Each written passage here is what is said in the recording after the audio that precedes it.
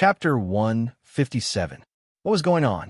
The Lin family of Ningbo was rich for 3 generations, but unfortunately, they lived in a remote corner. Lin Su's status in the entire Lin family was rather special. How should she put it? Her father was a playboy when he was young. Even though he was married and had children, he was still womanizing outside. Her mother was one of them. Later, when she became pregnant with Lin Su, her mother did not tell the Lin family. Instead, she secretly gave birth to the child. It was not until she was seriously ill that she told the Lin family that Lin Su was the flesh and blood of the Lin family. Once the news spread, the entire Lin family was in chaos. Lin Chongting's first wife was determined not to let Lin Su enter the Lin family. However, Lin Chongting was somewhat hesitant. After all, she was his flesh and blood. He felt guilty towards Lin Su's mother. Moreover, Lin Su's mother was now on the verge of death. In the end, old Madam Lin made the decision to let Lin Su return to the Lin family. If Lin Chongting's first wife still wanted to cause trouble, then they could divorce. After old Madam Lin said that, the entire Lin family quieted down instantly. At that time, Lin Su's mother also passed away quietly. Hence, Lin Su returned to the Lin family at a very young age and lived a life without worrying about food or clothing. Lin Chongting did not care about this daughter of his, but old Madam Lin especially doted on Lin Su. When Lin Su was young, she slept with her grandmother. Lin Su was very sensible and more mature than her peers.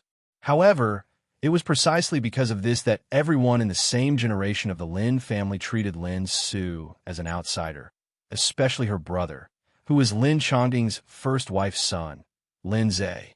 The first wife did not take Lin Su seriously. However, with old Madam Lin suppressing her, she did not dare to do anything. Hence, Lin Su was not happy. Her current strong personality was also tempered by this environment. If she was not strong, others would bully her. Did she have to ask her grandmother for help every time?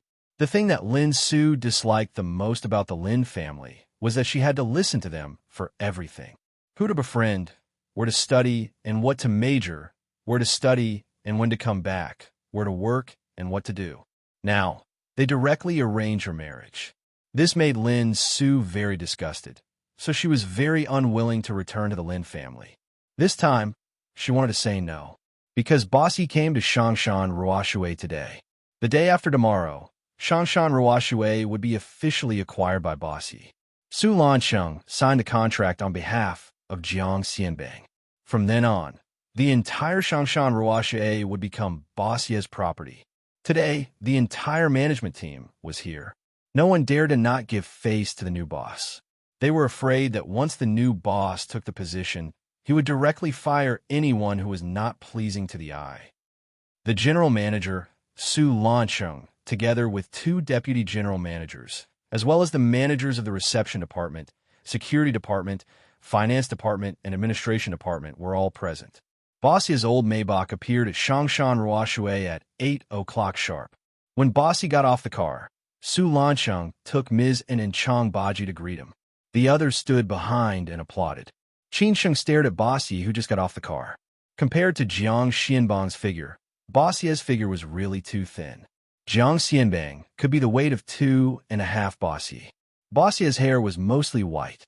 The outline of his face was very three-dimensional. He was a little hunched, but his whole person was very imposing, especially his murderous eyes and aquiline nose. This kind of man was obviously unscrupulous. After Bossy got off the car, he smiled and waved to greet everyone. Then he shook hands with Su Lansheng and walked into Shangshan Ruoshui, surrounded by the crowd. This was the second time he entered Shangshan Ruoshui since he became a shareholder. The first time was when Shangshan Ruoshui opened for business. The second time, he did not expect to become the new owner. In addition to Bossy, there was also Han Jingdong, who was responsible for due diligence these 2 days. It was said that he was very likely to become the new general manager of Shangshan Ruoshui. As for Su Lansheng, Jiang Xianbang would arrange other things for him. In addition, there was also a cynical young man who looked a bit like Bossy. Qin Sheng guessed that he might be Bossy's son or relative. The crowd followed Boss Yi and others into Shangshan, Ruoshui. In the hall, all the artists and gentlemen stood in 2 rows to welcome them. The cynical young man saw so many high-quality beauties. His eyes widened, and he was a little excited. Boss Yi did not go in. When he walked to the stairs, he stopped and stood in the hall to look at the crowd. He said with a smile, "Thank you, everyone. About Shangshan Ruoshui, I think everyone already knows. Old Jiang and I have been friends for many years, and I am also one of the main shareholders of Shangshan Ruoshui. Now old Jiang is preparing to emigrate overseas. Shangshan Ruoshui is his painstaking effort. I don't want it to be tainted by outsiders. So I bought it. I hope everyone can support me in the future." Boss Yi said very politely. Everyone applauded. After the applause stopped, Boss Yi said again, "I know everyone must be worried, so I want to state my position here. After Shangshan Ruoshui is acquired, except for the general manager who will be held by Han Jingdong, other positions will not change in a short period of time. As for Mr. Su you are familiar with, I also want to keep him. Unfortunately, Mr. Su is old Jiang's confidant. Old Jiang has other important positions. I can't take away the beauty of others. And the treatment that everyone is most concerned about is still the same as before. As long as everyone works hard, the treatment will be improved. I'm not a stingy boss." With Boss Ye's level, he did not need to show up to buy an ordinary club. But it may be because of the importance of Shangshan Ruoshui and his relationship with Jiang Xianbang. So he specially came here. That's what I want to say. Other things will be arranged by Mr. Han Jingdong, Boss Yi said with a smile. Su Lancheng and the cynical young man accompanied Boss Yi upstairs. The others stayed in the hall. Han Jingdong continued to appease everyone's emotions on behalf of Boss Yi. It did not take long for it to end. At this time, Su Lancheng called Qin Sheng and motioned Qin Sheng to come up. When Qin Sheng came to the upstairs private room, Su Lancheng and Han Jingdong were chatting with Boss Yi. He was obviously qualified for this level. After Su Lancheng saw Qin Sheng, he smiled and said, "Mr. Yi, this is Qin Sheng." Boss Yi looked up at Qin Sheng slightly and said, "This young man is very spirited. Not bad." "Hello, Mr. Yi." Qin Sheng nodded slightly. The young man next to Qin Sheng casually glanced at him and no longer paid attention to him. He played with the guzheng in the private room and seemed to be very interested. Boss Yi waved his hand and said, "Sit down. Old Jiang told me a lot about you. He said that you have a lot of relationship with him. He asked me to take care of you. Last time, I just wanted to talk to you. I didn't expect that you were not here. Today I finally caught you. Mr. Yi, you're welcome." Qin Sheng did not dare to be arrogant, but he was still full of confidence. Boss Yi continued, "Qin Sheng, although Shangshan Ruoshui was acquired by me, you don't need to think too much. No matter how old Jiang treats you, I will not treat you badly. As long as you make me satisfied, there will be a bigger stage waiting for you in the future." "Thank you, Mr. Yi. I will not let you down." Qin Sheng nodded quickly. Boss Yi stood up happily and said, "Well, Jingdong, the rest of the things you discuss with Mr. Su. I will not come to the signing ceremony the day after tomorrow. At that time, you're fully responsible." "Okay, Mr. Yi," Han Jingdong said respectfully. Everyone respectfully sent Boss Yi off. When they walked to the hall, there were still many people gathered there. Mizan, Chang Baji, and the others were among them. Yu Fengji saw Qin Sheng go up alone just now. She finally believed what Qin Sheng said 2 days ago. After all, even Ms. In and Vice President Chang were not qualified. At this time, the cynical young man suddenly opened his mouth and said, "Dad, you go back first. I want to walk around here." Boss Yi was stunned, but did not say anything. He knew the nature of this kid, but they were all men, so he could understand. Han Jingdong looked up at Wang Haichao next to him and arranged, "Xiao Wang, you take Mr. Yi to visit Shangshan Ruoshui." This arrangement made many people in Shangshan Ruoshui a little surprised. Maybe other people felt nothing, but Qin Sheng, Yu Fengji, and others felt that it was somewhat worth asking. After all, Wang Haichao stood behind the crowd, and Yu Fengji and Liu Yuan were in front of him. When Wang Haichao heard this, he was instantly happy. He quickly ran out and took this Mr. Yi to visit Shangshan Ruoshui. Qin Sheng did not say much. He accompanied Su Lansheng and Han Jingdong to send Boss Yi to the car and left. After sending Boss Yi, Qin Sheng and others came back. Han Jingdong took the initiative to ask Mizan, Chang Baji, Qin Sheng, and many other management to go out for a drink. Qin Sheng could only apologize. Mr. Han, I'm really sorry. I have something to do tonight. I'm afraid I can't go. I'll invite Mr. Han another day. It doesn't matter. Do your thing first. Han Jingdong laughed. He did not feel that Qin Sheng did not give him face. After all, after these days of contact with Qin Sheng, he felt that this young man was not bad. When Qin Sheng came out of Shangshan Ruoshui, Yu Fengji followed him out and directly got into Qin Sheng's car. Qin Sheng did not understand and said, "What's the matter? I always feel that Wang Haichao is not normal during this time. He seems to be a little proud." Just now Han Jingdong arranged for him to receive Boss Ye's son. Do you think there will be something between them? Yu Fengji said bluntly. Qin Sheng laughed and said, "Why do you think so much?" "I hope I think too much." Yu Fengji shook her head and then asked, "What's your plan for tonight? Why don't you invite me to dinner?" "No time. I still have something to do." Qin Sheng directly refused. If there was nothing, it would be fine. Yu Fengji directly snorted and said, "Unromantic, stop the car."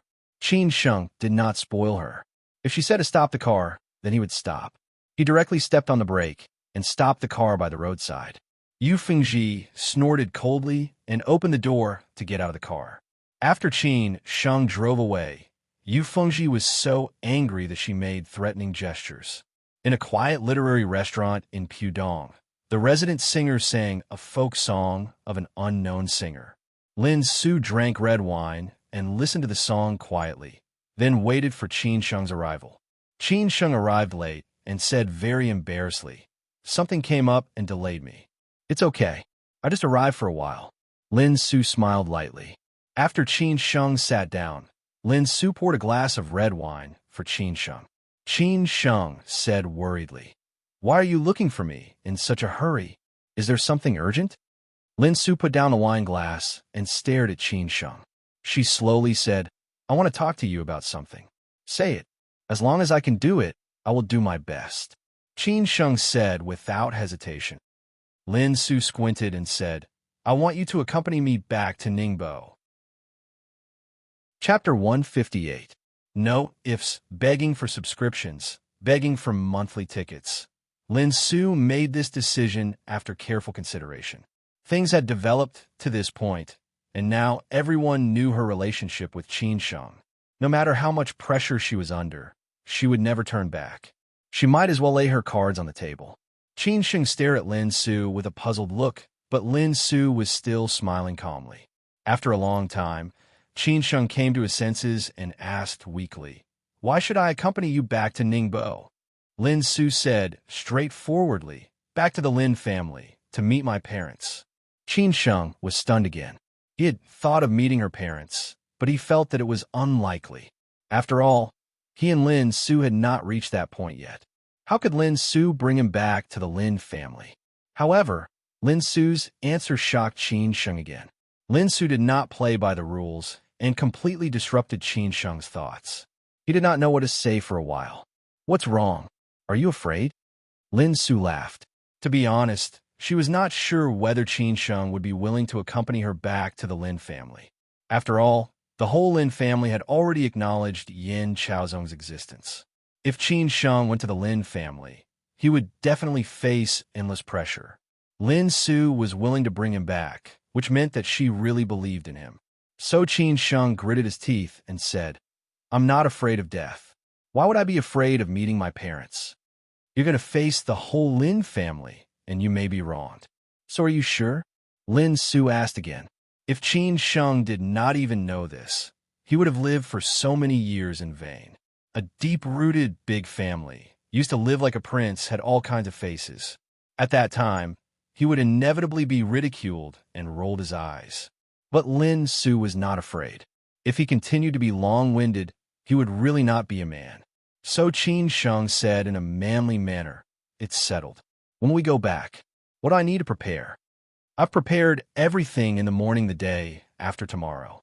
"You don't have to worry," Lin Su said with relief. "Actually, I know they will definitely not agree. But I just want them to meet you and tell them, by the way, that this is the man that I, Lin Su, have chosen. Don't think about using me to unite with the Yin family anymore. No matter how much hardship I have to suffer in the future, I will accept it. Hearing this, Qin Sheng was a little moved. He really wanted to look up and ask God, why did he make Lin Su like this? Putting aside the fact that he paled in comparison to Yin Chaozong. Even if he was compared to Lin Su's other pursuers, he would still be lagging behind by 800 laps. He didn't have good looks, no family background, and no money. Why? He could only say that it was the good fortune of the Qin family that had been accumulated for generations. Qin Sheng held Lin Su's somewhat cold hand and said, "Don't worry. No matter how useless I am in this life, I will never let you suffer. Sooner or later, I will let you tell everyone that the man you chose is a man of indomitable spirit." Lin Su's heart sank. "I'm for that day," Su said, smiling. For a woman to be willing to choose a man when he had nothing, it required more than a little courage, because there were too few women like this in this society. Moreover, this woman was 100 times better than this man. No matter how high this man climbed in the future, if he let this woman down, no matter how successful this man was in this life, he would only be a scum. Everything Lin Su did made Qin Sheng feel that knowing her was the luckiest thing in his life. After dinner, Qin Sheng sent Lin Su home. Downstairs, Qin Sheng hugged Lin Su and kissed her on the forehead. Lin Su looked up slightly, and her smile made Qin Sheng intoxicated. Back to Shilin Huayuan, Qin Sheng was in a dilemma. The day after tomorrow was the signing ceremony of Shangshan Ruoshui. As the manager of the reception department, he could not be absent, but he had promised Lin Su to go back to Ningbo to meet her parents. He could not stand her up. Weighing the pros and cons, Qin Sheng could only choose to go back to Ningbo with Lin Su. He would ask for leave from Mizzen tomorrow and then inform Han Jingdong. He was afraid that Han Jingdong would say that he did not give him face. Not long after, Chang Baji, who went out with Han Jingdong and others at night, came back. Qin Sheng, who was reading in the living room, slowly got up and said, "How was the evening?" Chang Baji scolded that Han Jingdong's alcohol tolerance is really good. He was forced to drink a lot tonight. But I really can't tell that this woman, Angie, is really good at drinking. But I feel that this Han Jingdong is not a good person. The way he looked at Ms. and was with strong desire. I am afraid that if he becomes the general manager of Shangshan Ruoshui will not be able to protect the foul atmosphere. He came to Shangshan Ruoshui just to get through this buffer period. He will leave sooner or later. People like him are naturally not willing to stay in Shangshan Ruoshui, Qin Sheng said casually. Chang Baji nodded. That's true. Because of this, we have so many beautiful women in Shangshan Ruoshui. I'm afraid that someone will be taken advantage of. Do you think it can be avoided? Old Su is clean, but Han Jingdong may not be. Even if he does not take the initiative to harass, I'm afraid that someone will deliberately send themselves to the door. Qin Sheng said disapprovingly. Chang Baji said casually, "We can't help it. By the way, what did you do at night?" Qin Sheng explained. Lin Su looked for me. I'm going to ask for leave again. Ask for leave? Chang Baji was confused, but he had long been used to Qin Sheng's pace. How many days had he stayed in Shangshan Ruoshui? Qin Sheng replied calmly. Accompany her back to Ningbo to meet her parents. His words were like a sudden clap of thunder. Even Chang Baji, who had seen much of the world, was stunned. This was a little too fast, wasn't it? Do you think it's unbelievable? Chang Baji's reaction was expected. Qin Sheng was scared to the point of peeing, let alone others.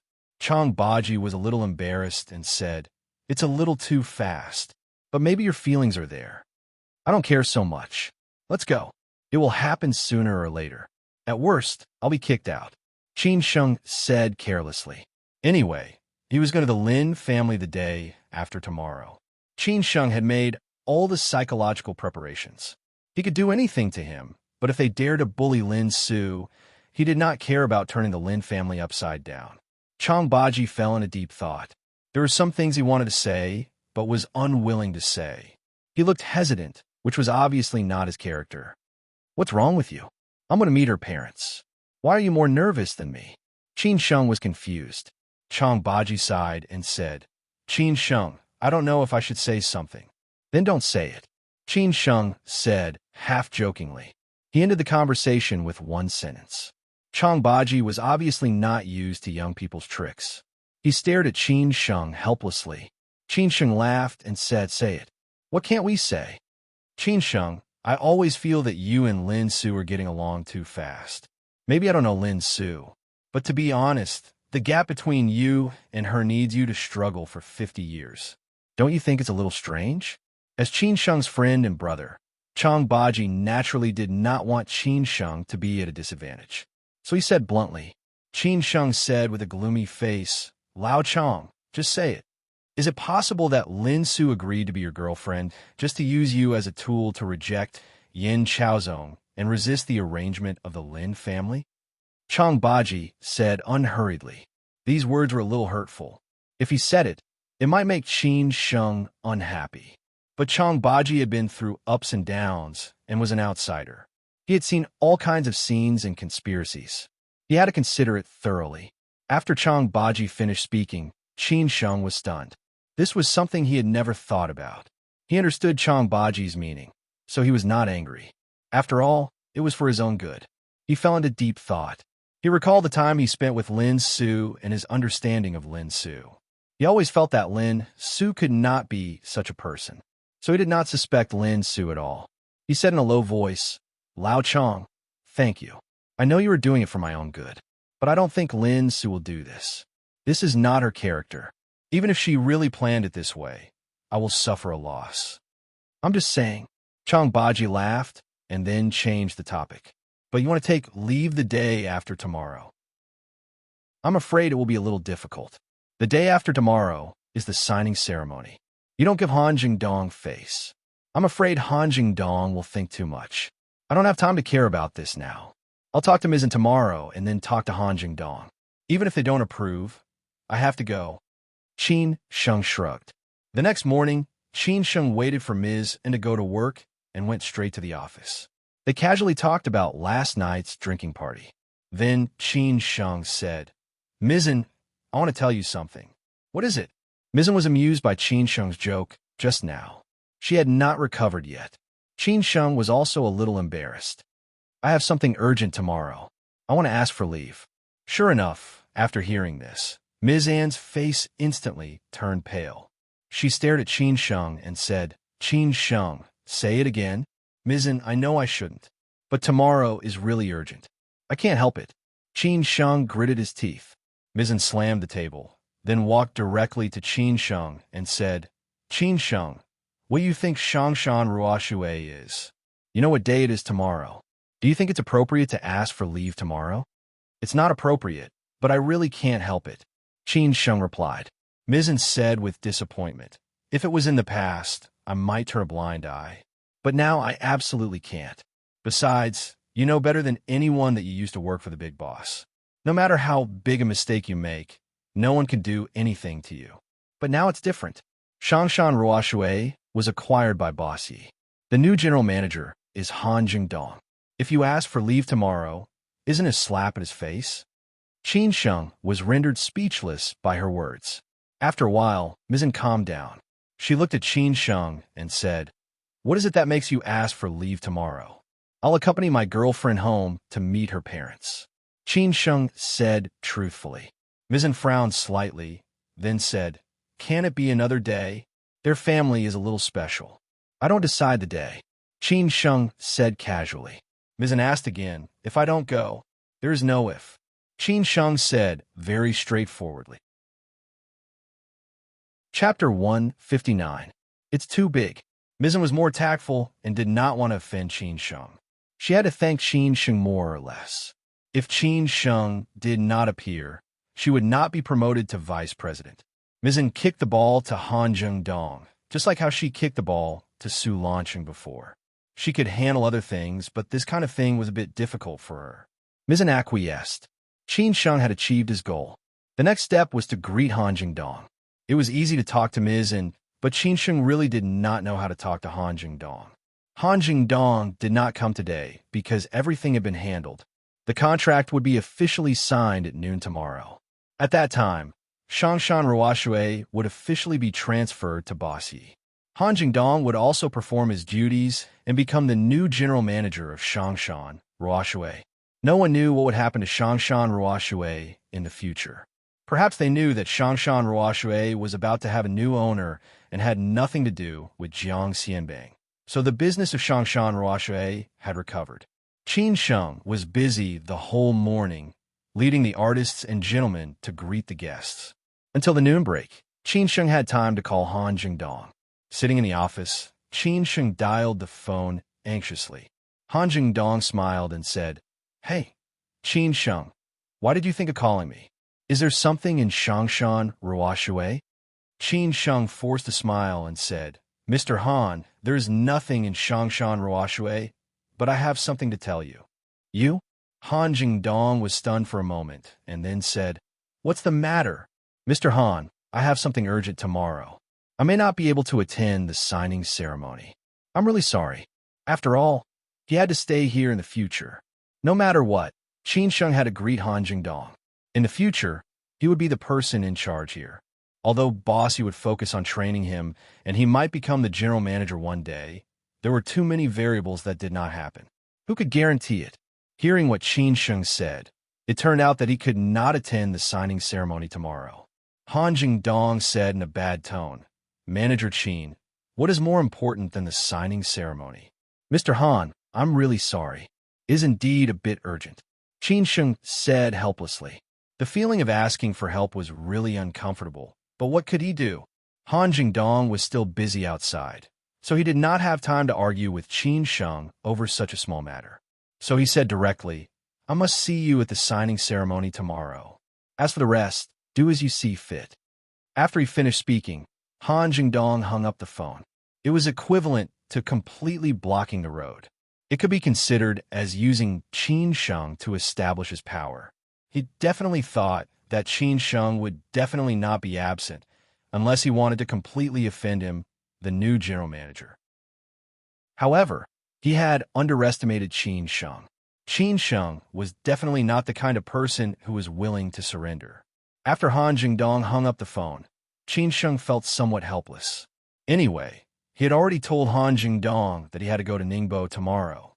At worst, he would not have this job. He was busy until 7 o'clock in the evening. After Qin Sheng handed over everything to Brother Liu, he was ready to find Xia Ding for a drink. When he walked out of the office, he happened to meet Wang Haichao, who was full of joy. Wang Haichao smiled very brightly and said, "Mr. Han, you can rest assured that I have prepared the things you want for you. I will send them to your mailbox later." Qin Sheng happened to hear this sentence. Logically, Wang Haichao and Han Jingdong should not have any contact. Shangshan Ruoshui had not been acquired yet, and there would be no intersection of work. Why did Wang Haichao feel so familiar with Han Jingdong? Thinking of what Yu Fengji said yesterday, Qin Sheng could not help but pay attention. Wang Haichao also saw Qin Sheng and quickly said, "Then you go ahead, I will not disturb you." After hanging up the phone, Wang Haichao looked up at Qin Sheng and said, "Manager Qin, are you off work?" "Yes," Qin Sheng said casually. "Have you arranged everything for the evening?" "Rest assured, I have arranged everything. These are my old acquaintances. There will be no mistakes," Wang Haichao said proudly. He did not know whether it was because he won 5 million in the lottery or something else. Recently, he was really happy. Qin Sheng chuckled and said, "Call me if there is anything. I will go back first." After Qin Sheng walked far away, Wang Haichao tore off the hypocritical mask and revealed his original face. He muttered to himself, "I will let you show off for a few more days. I will definitely let you pay back the grievances I have suffered." In a quiet jazz bar near the river at number 1 Zhongliang Ocean View, Xia Ding, who had been working hard recently, was searching for prey. The quality of the beauties who came here were good. When he was free, he would sit here and drink a few glasses. If he was lucky, he could even hook up with one or two and have a breakup love in the morning. Xia Ding crossed his legs and ordered a bottle of the special whiskey here. He absent-mindedly smoked a cigar and occasionally looked up at the beauties in the bar. He had to say that this guy really knew how to enjoy life. It was good to be rich. When Qin Sheng came in, Xia Ding had already found a prey and was ready to take action. After seeing Qin Sheng, he had to give up. After all, between women and brothers, Xia Ding would always choose the latter. Why are there no beauties accompanying you tonight? This is not your style. Qin Sheng found Xia Ding and joked. The lights in the bar were a little dim, and the beautiful singer was humming an English song. The beauty was wearing a tight black dress, and her small waist was curvaceous. Her figure was really too sexy, and coupled with her constantly twisting body, she was sexy and hot, and successfully attracted the attention of all the men present. Xiaoding took a sip of wine and smiled. I came here to hunt for beauties. How can I have a chance with a girlfriend? That's all. Qin Sheng laughed and scolded. Xiaoding laughed and said, How have you been recently? When are you free? Let's go to Beijing together. Lauer called me a few times and said that he misses us. He can't make time, so he asked us to go. The new year is coming now. Qin Sheng directly refused. To be honest, he really did not want to go to Beijing. As for the reason, only he knew. Xiaoding rolled his eyes and ignored Qin Sheng. Why do you have time to drink with me tonight? Xiaoding asked casually. It was indeed Qin Sheng who took the initiative to ask him. Qin Sheng took a deep breath and said, For myself. Yourself? What do you mean? What are you thinking? Xiaoding suddenly thought of Qin Sheng's trip to Gansu a few months ago. At that time, he was really shocked. Fortunately, nothing happened later. Qin Sheng explained honestly, Tomorrow, I will accompany Lin Su back to Ningbo to meet her parents. I don't feel confident. After all, it's my first time. When Qin Sheng had been with Su Qi in the past, although he had met Su Qin's parents, it had not been as formal as this time. In addition, with his relationship with Lin Su and the powerful background of the Lin family, Qin Sheng really did not have much confidence. Xiaoding's reaction was similar to Changbaji's. He was directly stunned. After coming to his senses, he gave Qin Sheng a thumbs up and said, Boss, you are really awesome. I, Xiaoding, admire you. Teach me quickly, what unique skills do you have to pick up girls? I can worship you as my teacher. F***CK off. Speaking of picking up girls, you're a master. I'm just showing off in front of an expert. Qin Sheng laughed and scolded him. Xiaoding replied disapprovingly. Then why can't I get Goddess Lin? Once you make a move, you directly get the goddess, and the progress is amazing. In less than a month, you directly meet her parents. Alas, it is really hard to pass the test of the Lin family tomorrow. Qin Sheng lit a cigarette and sighed. Xiaoding poured whiskey for Qin Sheng, picked up the glass, and smiled. Don't think about that. Let's not go home until we are drunk tonight. Qin Sheng did not dare to go home until he was drunk. He had to go back to Ningbo with Lin Su early in the morning tomorrow. It was definitely not the best state to be drunk. At that time, he would smell of alcohol, and Lin Su would probably be very disgusted. When they were almost drunk, a beautiful woman took the initiative to hook up with Xiaoding. The beauty had a good appearance and temperament. Qin Sheng remembered that the beauty passed by their table when she went to the bathroom. At that time, she seemed to stay for a few seconds. After coming back again, she sat directly next to Xiaoding. She stared at the Aston Martin car, keen next to him, and the Patek Philippe on Xiaoding's wrist. Qin Sheng instantly understood what was going on. This society was really full of tricks.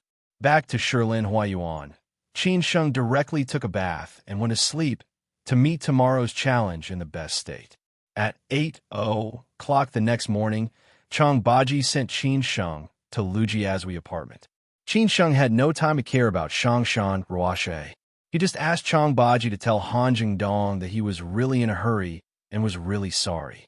Qin Sheng and Lin Su drove back to Ningbo. Lin Su sent a car over. It was a domineering Mercedes-Benz GLS. The prepared things had been packed in the trunk.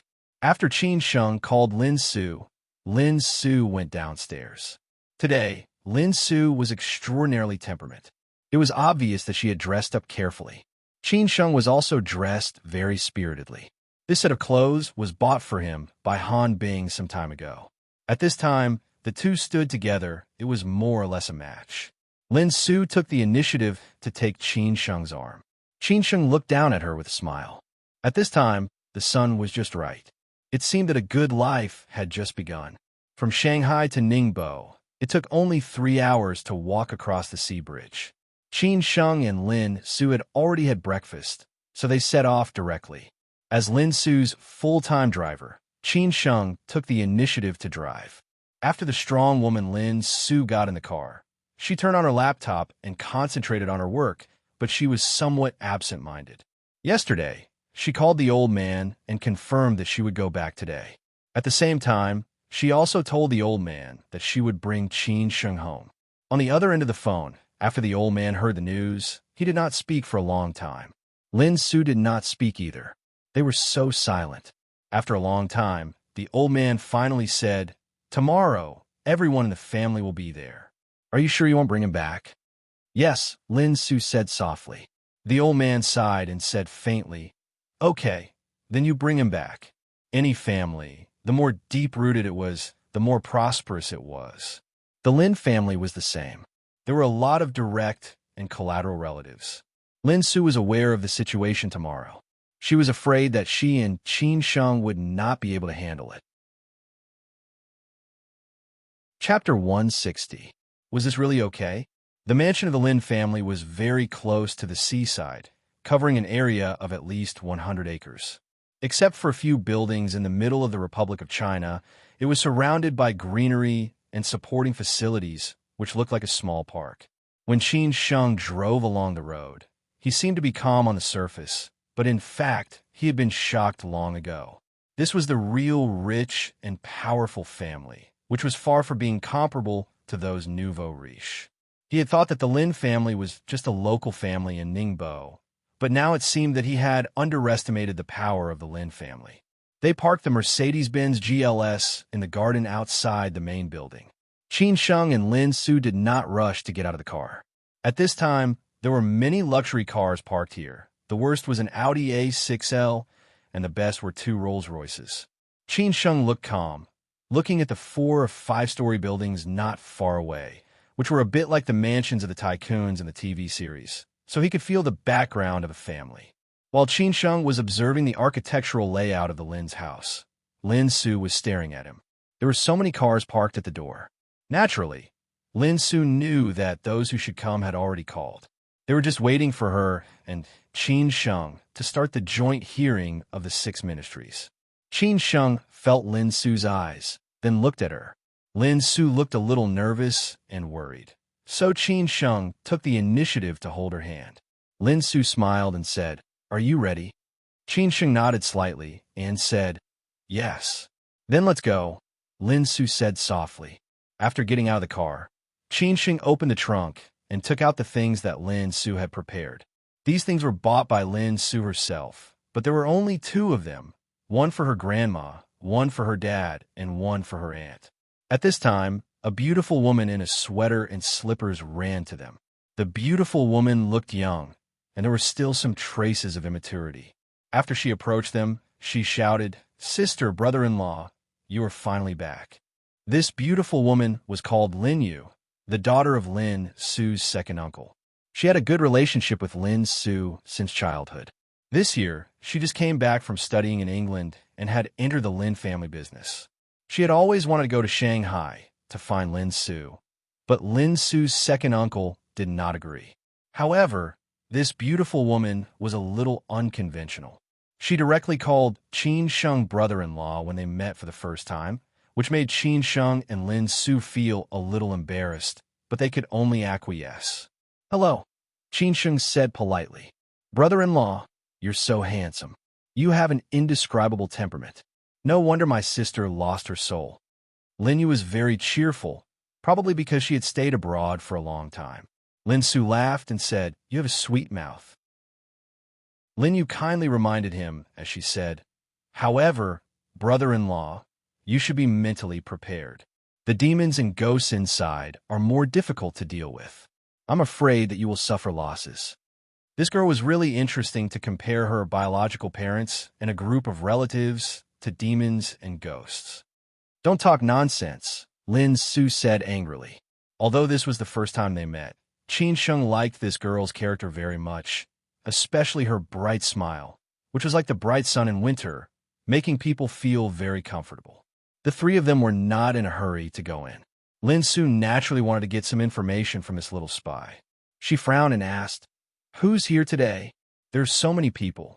Lin Yu shrugged and said, "Uncle and aunt, my parents, 2 aunts and uncles, aunt's younger sister, and the rest of them are my brothers and sisters. You haven't arrived yet, but they have already started to criticize you. Sister, I'm afraid that you'll be in danger today." "Don't worry, I'll protect your sister," Qin Sheng said in a domineering manner. Lin Yu smiled happily and said, "Brother-in-law, I like men like you." Lin Su stared at Lin Yu and asked with concern, "Where's Grandma?" Lin Yu said casually, "Grandma is in the Buddha hall. Does she know that I'm back?" Lin Su asked thoughtfully. Lin Yu said honestly, "Yes, she knows. She specially asked the kitchen to make your favorite long jing prawns." Lin Su frowned slightly. Why did Grandma choose to go to the Buddha hall at this time, knowing that she would come back today? Could it be that Grandma was very disappointed in her? Besides Qin Sheng, her biggest support today was Grandma. If Grandma was on her side, no matter how the 7 aunts and 7 aunts in the Buddha hall jumped around, they would not do anything to her and Qin Sheng. Lin Su sighed and said, "Let's go in." In a living room on the first floor of the Lin family, the direct descendants of the Lin family were talking and laughing. The Lin family was rooted in Ningbo. Relying on the influence of the Zhejiang businessmen, their business had reached all over the country in recent years. However, the headquarters was still in Ningbo. All the direct descendants and collateral descendants relied on the Lin family to make a lot of money. Everyone's life was in full swing. However, the Lin family had reached a bottleneck in the past 2 years. It was somewhat difficult for them to go further. Lin Chongting and Lin Chonghe had thought of many ways, but they could not squeeze into a higher level. They could only rely on the blessings of their ancestors to do whatever they wanted in Zhejiang. Therefore, they attached great importance to this marriage. It was not that the Lin family had to unite with the Yin family by marriage, but that the Lin family could only rely on this relationship to go further. It was just that Lin Su's happiness had been sacrificed. However, they naturally did not take it seriously. Anyway, it was not cutting off their flesh. As long as they could achieve their ultimate goal, they were willing to sacrifice anything. Everyone knew that Lin Su would come back today, and they also knew that Lin Su would bring that so-called boyfriend back. In Lin Su's aunt's words, where did she get the confidence to bring that arrogant man back? The living room was full of people. The men were talking about men's matters, while the women were talking about women's matters. They did not interfere with each other and had different topics. "Sister and brother-in-law are back," Lin Yu shouted arrogantly. After hearing this, everyone became silent almost at the same time. They looked at Qin Sheng and Lin Su at the door at the same time. Their attention was all focused on Qin Sheng. If looks could kill, Qin Sheng would have been reincarnated hundreds of times by now. Qin Sheng, who had experienced countless life and death situations, could naturally withstand this kind of situation. With a smile on his face, he looked at the people present in a neither servile nor overbearing manner. He began to ponder about these people's tempers and characters. "Lin Yu, come here," Lin Chonghe said with a gloomy face. Lin Yu saw that her father's tone was not friendly, so she lowered her head and said, "Oh." She ran over eagerly, in case she would be scolded later. "What do you think the Lin family is, bringing back any Tom, Dick, or Harry?" On the sofa, a graceful lady who was dressed elegantly and still had a charm murmured in a low voice. Her voice was not loud, but it was loud enough for everyone present to hear. It was Lin Su's aunt who said this.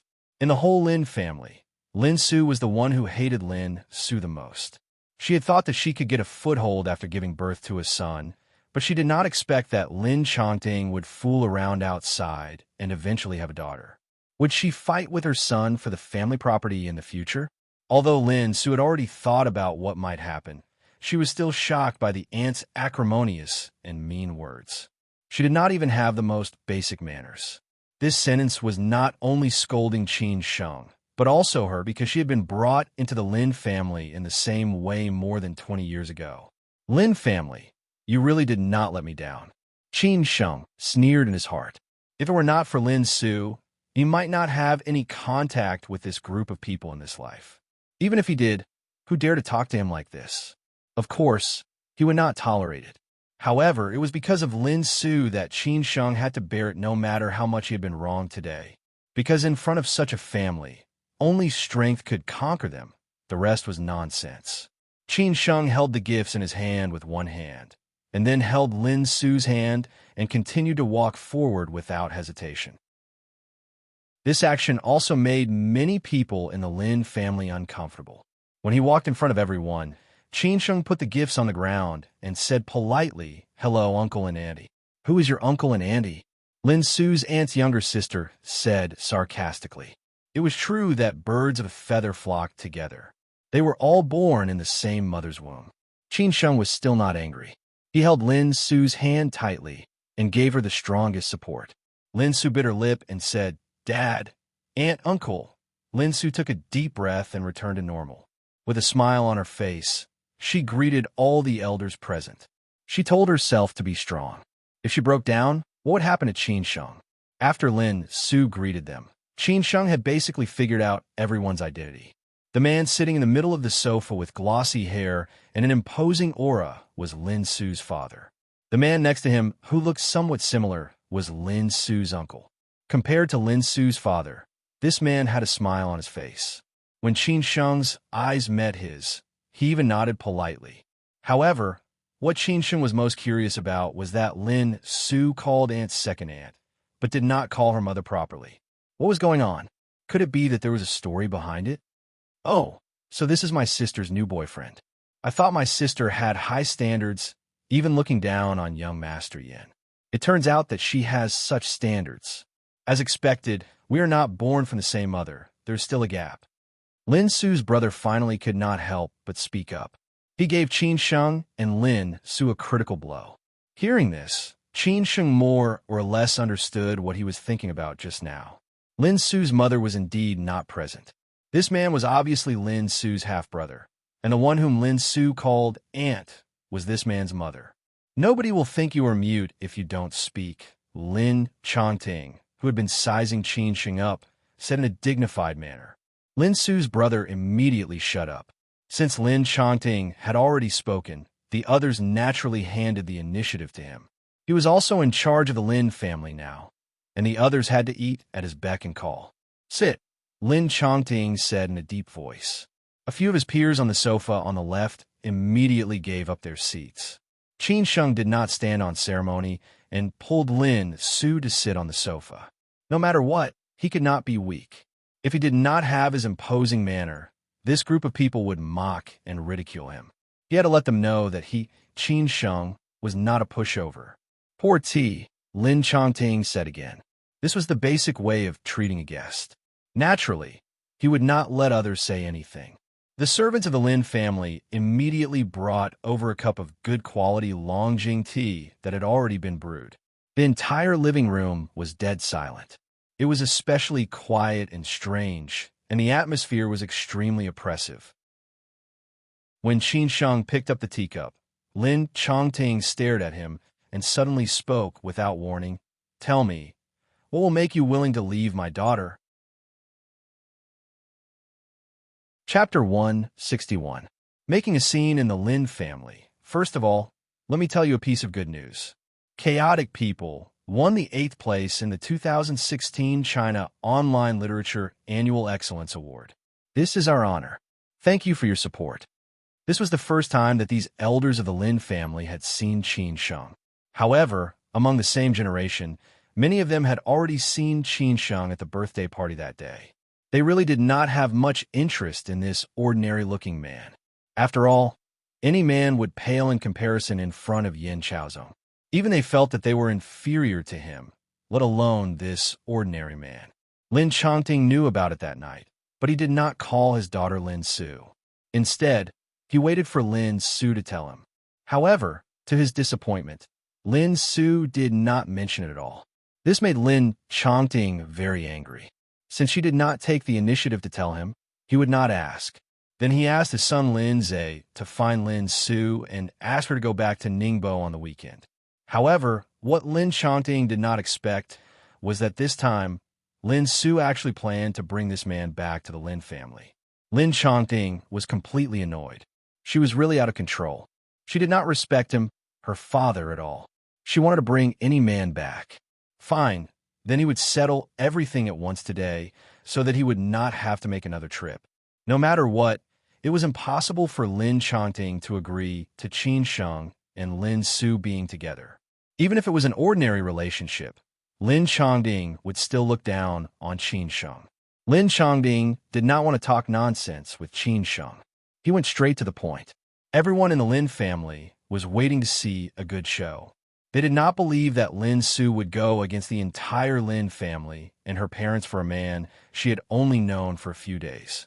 Before Qin Sheng came to the Lin family, he had thought about how to make the Lin family agree to his relationship with Lin Su. Although the hope was slim, as long as he worked hard, there would be a miracle. However, he did not expect that Lin Chanting would directly set the tone for today and completely block the way. Lin Su did not expect her father to be so determined. She frowned and said, "Dad, shut up." Lin Chanting stared at Lin Su and said angrily. Lin Su wanted to refute, but was stopped by Qin Sheng. Qin Sheng smiled and asked, "Uncle Lin, how can I make you agree to let me be with Lin Su? A toad wants to eat swan meat. Why don't you take a look at yourself first? You want to climb up to the Lin family? Dream on," Lin Su's aunt said sarcastically. Qin Sheng retorted bluntly, "Auntie, you're not a member of the Lin family, are you? In that case, you're a social climber." You? Lin Su's aunt, Yu Ying, was speechless. She was indeed able to get into the Lin family because of her sister. She had earned a lot of money from the Lin family over the years. Her life now was enviable, seeing that her sister was at a disadvantage. Lin Su's aunt, Yu Hong, snorted coldly. "He doesn't even have the most basic manners. Is this the boyfriend you found? Are you out of your mind?" These words were a little harsh, but Lin Su had gotten used to this woman making things difficult for her all these years. What could she do? After all, she was an elder and the mistress of the Lin family. "Auntie, I didn't expect that you, who were graceful and elegant, would scold people. I really didn't expect this," Qin Sheng said with a smile. If it were not for the fact that he didn't want to fall out with the Lin family, he would have blurted out that she was no different from a shrew on the street. Lin Chongding did not expect Qin Sheng to be so arrogant. He originally wanted to be polite, but now he didn't want to be entangled with Qin Sheng anymore. He said directly, "Young man, I'm not discussing this with you today. I just want to tell you that leaving my daughter won't do you any harm. If you insist on being with her, you'll have to bear the consequences." Qin Sheng laughed and said, "Uncle Lin, you're indeed not discussing with me. You're threatening me. Since Lin Su dares to bring me back to the Lin family under such great pressure, if I give in, what will she do? Then I guess I won't be able to raise my head in front of her for the rest of my life." "Are you confident?" Lin Zhe said in a strange tone. Lin Chongding sneered and said, "Take it as a threat. Then what can you do? She's my daughter. I have the final say." The words "taking advantage of one's power to bully others" were written on Lin Chongding's face. He could play games with the leaders of the province and city, so naturally he would not take Qin Sheng seriously. Lin Su did not want Qin Sheng to bear the pressure alone. She clenched her fists and said, "Dad, Qin Sheng is the man I chose.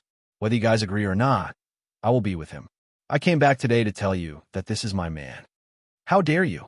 Lin Chongting directly slammed the table and stood up. The women of the Lin family echoed, "Shameless, shameless. You're a girl, what are you saying? Aren't you ashamed? I really don't know what kind of taste you have. Which part of this man is comparable to Chaozong? You're really bewitched." The group of people started to criticize Lin Su, and at the same time, they were pointing fingers at her. Qin Sheng smiled and stood up. He looked at everyone present and said slowly, "Indeed, the Lin family did not let me down. You really have the demeanor of a big family. I've finally seen it. You guys really only care about your own interests and never consider your children's feelings and happiness. We're doing this for her own good. If you want her to be happy, you should let go and let her be happy," Lin Su's aunt said sincerely. Qin Sheng laughed and said, "For her own good, For her happiness, you want me to let go?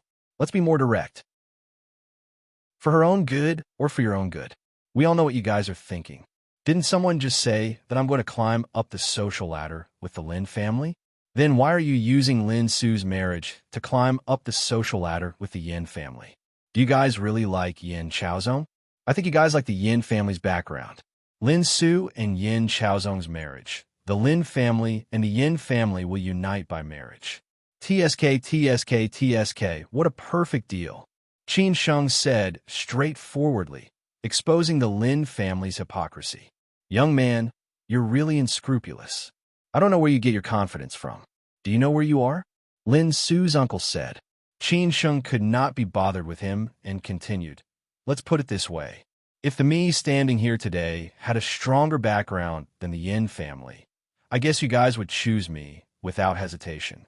You would have thrown Yin Chaozong far away a long time ago. The so-called good for Lin Su. Ask yourselves honestly, is it really good for her? Doesn't she know what's good for her? Does she need you guys to define her? Have you guys asked her if she likes Yin Chaozong? Have you guys asked her what she wants? You guys are sacrificing her happiness in exchange for your own interests. Don't you think it's very selfish of you? Enough. Lin Changting could not tolerate Qin Sheng's impudence anymore. He scolded loudly. Qin Sheng smiled disapprovingly and said, Are you angry? This is the man you brought back. Chase this man out. Yu Hong directly ordered the Lin family's nephews. The group of men rubbed their palms together. If the elders were not present, they would have fought with Qin Sheng. Now that they finally heard the order, they could not help but be eager to fight. Lin Zhe even took the lead and rushed over. Lin Su directly stood in front of Qin Sheng and said, If you guys want to chase Qin Sheng out, then chase me out first. You. Lin Changting pointed at Lin Su and said, Are you trying to anger me to death? I don't have a daughter like you. Yes or no, what's the difference? All these years, when have you ever cared about me? Other than Grandma, who in the Lin family cares about me? Lin Su's gaze was firm, but this kind of firmness made one's heart ache. Others might not feel sorry for her, but Qin Sheng really felt sorry for her. He finally understood how Lin Su had survived all these years. It was really hard for her to be able to live alone in such a family. However, at this time, how could Qin Sheng let Lin Su protect him? He patted Lin Su's shoulder and then stood in front of her.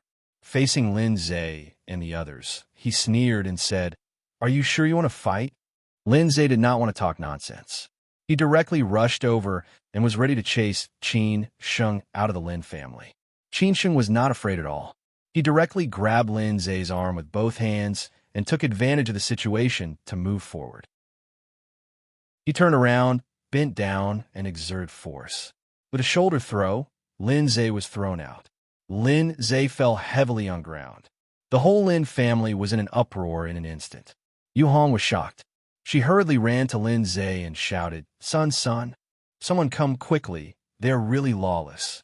Seeing that Qin Sheng actually dared to fight, the other men of the same generation in the Lin family rushed over without hesitation.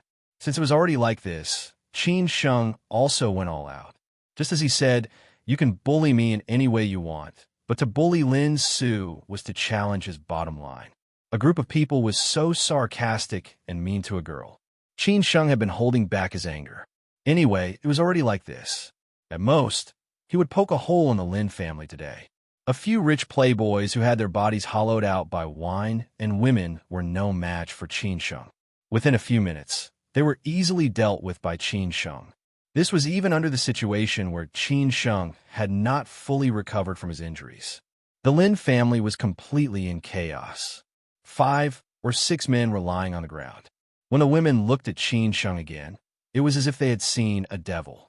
Lin Changting and a few elders' faces were livid. They were only left with anger, but no one dared to fight. At this time, a few men came in from outside. The leader was an old man who was over 50 years old. When he saw the scene, his expression changed instantly. When the Lin family saw this man, it was as if they had seen their savior. This man did not talk nonsense and directly attacked Qin Sheng. Qin Sheng frowned because he had already felt the threat of this man. However, when he attacked just now, he touched a few wounds on his body. Qin Sheng felt a piercing pain. Now that he had encountered such a powerful character, Qin Sheng was afraid that he was not a match for him. However, he still braced himself and rushed forward. As soon as they met, the man gave a domineering uppercut. Qin Sheng could feel the force of the uppercut. Qin Sheng hurriedly dodged, and the man chased after him relentlessly. Qin Sheng had no choice but to deal with it. His wounds seemed to have torn and bled, but Qin Sheng could only grit his teeth and persevere. After a few exchanges, Qin Sheng finally revealed a flaw. He was kicked in the shoulder by the man. Qin Sheng directly flew out and fell heavily on the ground. Fuxing, beat him to death, beat him to death. Seeing that Qin Sheng had fallen, Yu Hong shouted loudly. She finally vented her anger. At this time, Lin Su was already in a mess. She did not know what to do, but she still ran to Qin Sheng without hesitation. She directly stood in front of Qin Sheng and shouted to the crowd, "If you have the ability, you can beat me to death first." Lin Chongting's face darkened. He did not expect this man to be so tough, and he did not expect things to develop to this stage. He directly smashed the teacup on the table onto the ground and shouted angrily, "All of you stop!" Everyone was stunned by Lin Chongting's imposing manner. In an instant, no one dared to speak. Lin Chongting stared at Lin Su and said, "Lin Su, this is all your fault. Now, I will give you one last chance. If you give up on this man, I will pretend that nothing has happened. If you still insist on choosing him, fine, from today onwards, I will cut off our relationship as father and daughter. I, Lin Chongting, do not have a daughter like you." Lin Su did not expect her father to be so decisive. She looked at Qin Sheng, who was lying on the ground with a pale face, and then raised her head to look at everyone present. She believed that what had happened today would be unforgettable for the rest of her life. Chapter 162. Let me handle it. Be honest, apart from the old lady, Lin Su did not have much affection for the Lin family. Lin Su was more conflicted about her father, Lin Chongting. She never blamed her parents for this ill-fated relationship. After all, they were both consenting people and outsiders could not say anything. Moreover, they were all adults and had to pay for their own choices. However, what Lin Su could not tolerate was that when her mother was seriously ill, Lin Chongting only visited her once. When her mother passed away, Lin Chongting did not even send her off. In the end, he directly brought her back to the cold Lin family. How cruel he was! Since then, she had hated Lin Chongting. After arriving at the Lin family, she had seen the capability of this aunt and her brother, Lin Zhe, who bullied her everywhere. Since she was young, everything had been arranged for her, and Lin Su had never resisted. She just quietly did what she had to do, because she was still young and did not have the ability to resist this big family. But now, the Lin family wanted to use her marriage and happiness as a trade. Lin Su could not bear it. So this time, no matter what, she would resist. It was nothing more than leaving the Lin family. There was nothing to miss here. Since they forced her, then fine, she would leave. When Lin Su said, "Let's go," to Qin Sheng, it meant that her fate with the Lin family had come to an end. She could return everything that the Lin family had given her, because she knew what she wanted and what kind of life she wanted to live. No one expected that Lin Su would actually break up with the whole family for a man. Was this man so important that her family was more important than him? Chun Qin, who was Lin Yu's second mother, who had been silent, could not help but say, Su, don't be so impulsive. Sister. Lin Yu also hurried over to stop Lin Su. At this time, Lin Chongting would definitely not admit defeat, whether it was for the Lin family or for his reputation and authority. Hence, he snorted and said, "Go, let her go. If she has the ability to leave, then don't come back." Lin Su looked at the ugly faces of these people with a sneer. Based on her temper, naturally, she would not come back after leaving. Being helped up by Lin Su, Qin Sheng's shoulder and the torn wound were a little painful. If he was in good health, he would definitely be able to defeat this Fuxing, which flourishing family did not have a few masters who could guard the house. This was just like the hangers-on of those rich and powerful families in ancient times. They were needed at critical times. Therefore, Qin Sheng's loss was not undeserved. However, no matter how painful the wound was, it could not be more painful than his heart. Looking at Lin Su, who was bullied to the point of tears, Qin Sheng felt extremely heartbroken. He looked at all the members of the Lin family and gritted his teeth as he said, "The Lin family really did not let me down." Qin Sheng would remember everything that had happened today. Sooner or later, he would come back and make the whole Lin family regret what they had done to him and Lin Su today. If you continue to be so stubborn, you won't be able to walk out of Ningbo. Lin Zhe had suffered a loss in front of Qin Sheng and felt embarrassed.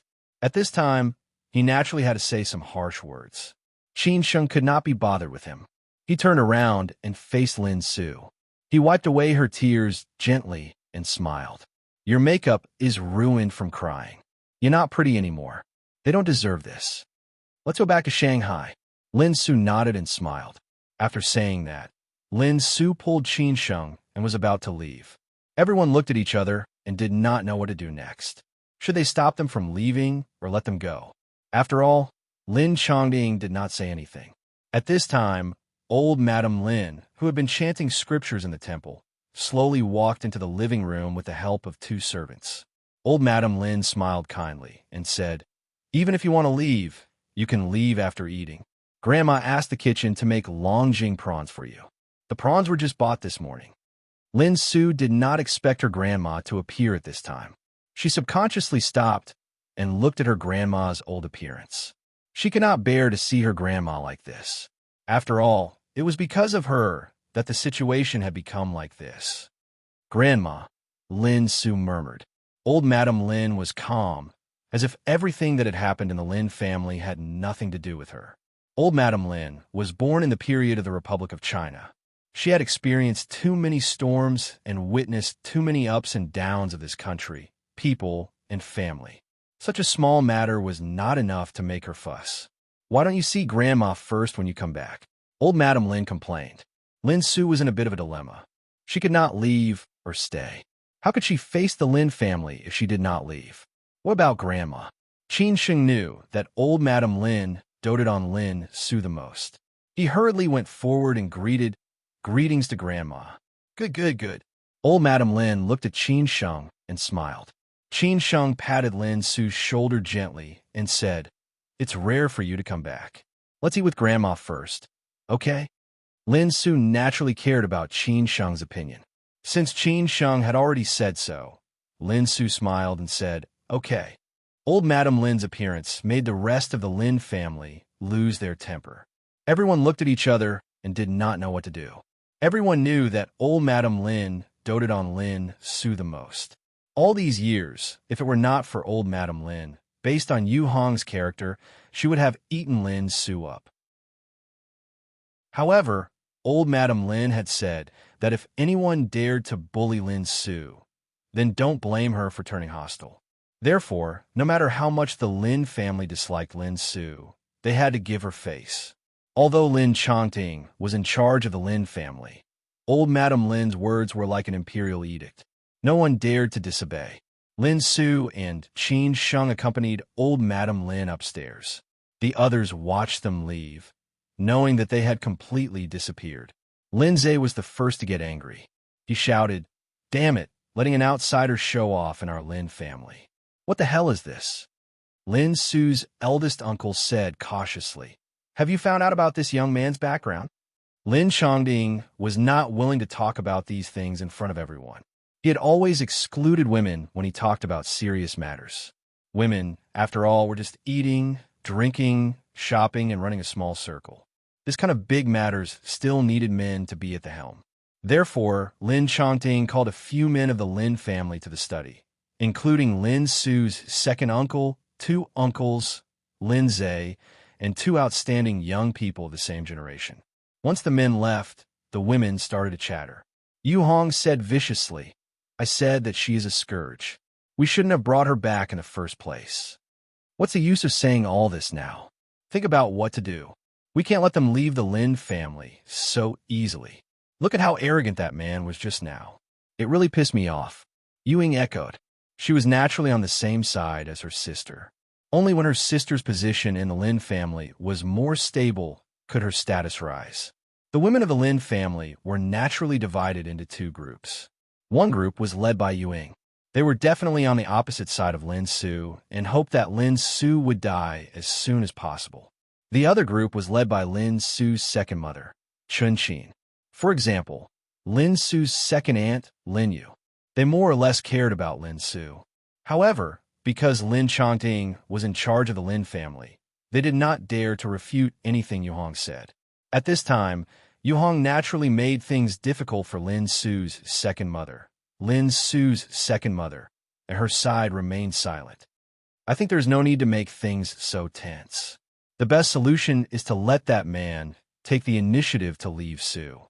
In this way, Su can not only stay in the Lin family, but there is also hope for the marriage with the Yin family. Lin Su's eldest aunt was more thoughtful. Their family had a business in Shanghai. What they hoped most was for the Lin family and the Yin family to unite through marriage. In this way, with the Yin family's background, they could continue to develop in Shanghai. Yuing thought for a while and said, "Why don't we find someone to talk to that man and see what conditions he has to offer to leave Lin Su? If it doesn't work, we find someone to threaten him." I don't believe that he is not afraid of death. This is also considered as a solution. Yu Hong nodded silently.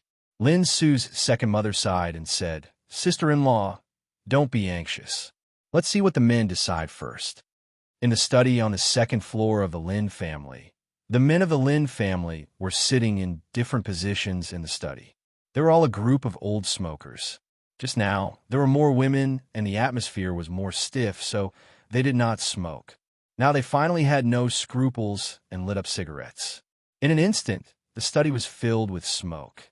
As a manager of the Lin family, Lin Chongting said bluntly, "What should we do about this?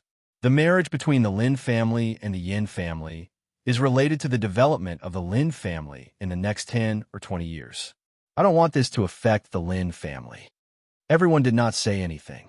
Lin Su's attitude was obvious. What could they do? They could not force Lin Su to die. If the old lady got angry, no one could stand it. "Lin Zhe, what did Yin Chaozong say?" Lin Changhe asked casually. Lin Zhe scolded and said, "They all say that Yin Chaozong is an influential person in Shanghai. Damn it, he can't even beat a loser. I think they are all bragging. Yin Chaozong stole his woman, and he did not even dare to fart." Lin Chongting snorted and said, "Don't talk nonsense. Get to the point." Lin Zhe then replied, "I looked for him. He said he was thinking of a solution. After thinking for so long, this man is still safe and sound. What can I do? After all, it is our Lin family who changed their mind. The Yin family naturally hopes that we can handle it," Lin Su's eldest uncle said. This was also a fact. Lin Su's second uncle asked how to handle it. Chapter 163. Get through it first. Lin Zhe, the eldest son of the Lin family, relied on the Lin family's background in Zhidong. Both the underworld and the underworld gave him face, and there was almost nothing he could not handle. Consequently, Lin Zhe stood out without hesitation when he encountered this kind of thing. It was just to deal with an ordinary loser, and he could easily find a few people to deal with it. Lin Zhe did not believe that he was not afraid of death. Was love more precious than life? Nonsense. He did not believe in love at all. How many people like him existed in the real world? Lin Zhe certainly did not know that Yin Chaozong did not tell him the truth because Yin Chaozong looked down on him. One was a lazy playboy, and the other was a famous young talent in Shanghai. They were not at the same level at all. Moreover, their family backgrounds and social circles were far apart. It was because of Lin Su that Yin Chaozong had a connection with him. If it were not for Lin Su, he would not have been able to do anything. Of course, he would not know that Yin Chaozong, the man of the Yin family, who had always been ruthless and decisive, had chosen the most direct way at the first time. However, he failed miserably and suffered a double loss. Lin Zhe was a bit impulsive, and the other members of the Lin family naturally did not dare to let Lin Zhe act recklessly. Consequently, Lin Changhe objected and said, "You deal with it? How can you deal with it? Based on your dirty tricks?" At that time, if you really pushed Su into a desperate situation, who will bear the consequences. Don't you understand what the old lady means? Obviously, she is protecting Su again. Lin Changhe could be considered a wise man. He knew Lin Zhe's character and would not let him act recklessly. He still chose a more conservative way. Second uncle, what do you think we should do? We can't let this toad really eat the swan meat, can we? How can we explain to the Yin family? Lin Zhe squinted and said. He did not dare to argue with Lin Changhe. Lin Changhe asked thoughtfully, do you know the background of this young man? Lin Zhe hurriedly replied, Second uncle, you don't have to worry about this. This guy is just a loser. Yin Xiaozong has already checked all his ancestors, so there's nothing to worry about. Previously, he had a relationship with Han Guoping in Shanghai. Later, after Han Guoping committed suicide, this guy still had an ambiguous relationship with his daughter. He's really a scum who takes advantage of others. Later, he got involved with Jiang Xianbang. I guess you all know Jiang Xianbang. He's a nouveau riche who made his fortune by reselling antiques. I've asked around and heard from Yin Xiaozong that something happened to Jiang Xianbang recently, and he's already gone to Hong Kong. Do you think this guy is possessed by the god of misfortune? Whoever he is with will be unlucky. After hearing Lin Zhe's words, everyone felt even more disgusted with Qin Sheng. However, some people thought that an ordinary man had a relationship with the two big shots in Shanghai, which was somewhat thought-provoking. What's his relationship with Han Guoping and Jiang Xianbang? Lin Su's second uncle hurriedly asked. Lin Zhe said proudly, Uncle-in-law, I knew you would ask this. I was also quite curious at that time. Yin Xiaozong said that he was just working for someone, so he didn't have to think too much. They were deep in thought, but they still felt somewhat uneasy. Take this young man's performance in the Qin family today as an example. It was not simple at all. They were all old foxes who had seen countless people. Which 26-year-old young man had the courage and momentum to face all the Lin family directly? Since Yin Xiaozong has investigated so clearly, why didn't he do anything? Lin Su's eldest uncle asked confusedly. Lin Zhe laughed out loud and said, Uncle-in-law, do you really think that our Su is a fairy who descended to the earth? Big Master Yin can get any woman he wants, but he has to marry our Su. To put it bluntly, our family is originally trying to climb up the social ladder. If we don't do anything, he naturally doesn't care. Everyone remained silent. Seeing that no one said anything, Lin Changting made a decision and said, Since you don't have a better idea, Lin Zhe, I'll let you handle this first. Dad, don't worry. I'll definitely handle this well, Lin Zhe said excitedly. Lin Changhe stopped him and said, Big brother, I think it's better to let me talk with him first. It'll be better if we can reach an agreement. In this way, there won't be any new problems. If we can't reach an agreement, let Lin Zhe handle it. Second uncle, why are you so indecisive? Lin Zhe couldn't help but say. Lin Changhe turned around and looked at Lin Zhe. The look in his eyes instantly made Lin Zhe deflate. He also realized that he had said something wrong, so he hurriedly replied, Second uncle, I didn't mean that. Lin Changting looked at the others and said, What do you think? The juniors didn't say anything. Lin Su's second uncle said, Then let second brother talk with him first. He can not only talk with that young man, but also with Su. Second brother and Su have a good relationship. As long as one of them gives up, it'll be done. Okay, let's do that, Lin Changting said firmly. At this point, both the men and women of the Lin family had reached a consensus that they should talk first. If it didn't work out, they would talk with each other. This was obviously the style of this kind of big family. In the small dining room on the second floor of the Lin family, the round table was full of sumptuous lunch, which was arranged by the old lady. She loved this granddaughter the most, more than anyone else. After all, Lin Su was the most sensible among all the children in the Lin family. Unfortunately, most young people nowadays live like old men in their 40s or 50s. The old lady shook her head and smiled. Among them, few of them really love Su. Take her father, for example. He cares about Su several times a year. All they care about is their own interests. In their eyes, Su's happiness is not worth mentioning at all. I know that you really love Su and can't bear to see others bully her. Otherwise, which young man dares to beat up his girlfriend's brothers and cousins the first time he goes to his girlfriend's house and make his father-in-law and the other elders spit blood, unless he doesn't want to enter the Lin family in the future? Initially, Lin Su was still a little sad. However, she was amused by her grandmother's words and burst out laughing. Today's Qin Sheng was a man of indomitable spirit in her eyes. How many men would dare to be so domineering? Not to mention the hurdle of the Lin family. She reckoned that they would have already given up on Yin Chaozong. Qin Sheng also couldn't help laughing. He didn't expect the old lady to be so humorous. Grandma, I, Qin Sheng, am not a heartless, ungrateful person. Susu chose me because she is under more pressure than me. She needs more courage. She's already like this. How can I, Qin Sheng, be qualified to back off?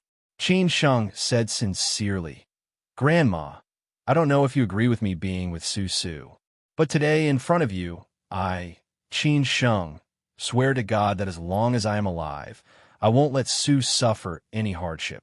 As long as I am alive, I won't let her suffer any injustice. As long as I'm alive, I won't let anyone bully her. If I can't do it, I will never be reincarnated. Qin Sheng's words were a little harsh, but this was indeed what he was thinking at the moment. He didn't want to hide it. At the same time, he had to make a statement to the old lady, because at this time, he was already in a desperate situation. If the old lady still didn't like him, it meant pushing Lin Su to the opposite side of the whole Lin family. If the old lady agreed, there would be a rare chance to relax. At this time, after offending the whole Lin family, Qin Sheng could still say such words and make such a big decision. Lin Su would be lying if she said she wasn't touched. She looked at Qin Sheng tenderly, with a face full of love. She, who had never been infatuated in her life, was actually infatuated at this time. Grandma believes in you. The old lady didn't expect Qin Sheng to say such words, which made her very surprised, but also made her very satisfied. No wonder Susu liked him. This child had the kind of responsibility that a man should have. Hearing the old lady's words, Qin Sheng knew that he had passed the test of the old lady. For the fastest and error-free novel reading, please visit Chapter 164. A new plan about Lin Su and Yin Chaozong. Although the old lady wanted to play matchmaker at the beginning, she just gave Lin Su a relatively better choice. First, she liked Yin Chaozong, the younger generation. Second, the relationship between the Yin and Lin families, and last, the background of the Yin family. Of course, she hoped that her granddaughter would marry into a good family. However, Lin Su did not have any romantic feelings these years, which made the old lady quite anxious. So when the Yin family had this intention, the old lady went with the flow. Now that Lin Su had made her own choice, the old lady naturally respected her choice. As long as Lin Su liked him, she would support her. She believed in Lin Su's taste because she knew Lin Su well. Ordinary men could not enter her eyes at all. As for what this man was doing now, the old lady did not care. What she cared about was whether this man treated Lin Su well or not, and whether this man had potential. Life was full of ups and downs. Who could predict a person's fate? The old lady had lived for so many years and had seen more people than the younger generation had eaten salt. There were too many men who looked ordinary when they were young, but after a few years of accumulation, they finally soared to the sky. There were too many living examples of this in society, especially after the reform and opening up. Many ordinary men had long become leaders. If you can't capture a man when he's not doing well, you won't be able to capture him when he's on the rise, not to mention when he's in his prime. This is like an investment. For an outstanding project, the returns from Angel Round are usually the greatest. The more you invest, the less you will get. At least for now, in the old lady's eyes, Qin Sheng was not bad. She did not deny him. The old lady accompanied Lin Su and Qin Sheng to rest after lunch. Of course, Qin Sheng and Lin Su would not continue to stay in the Lin family. They thought that with the old lady around, these people would not dare to do anything to them.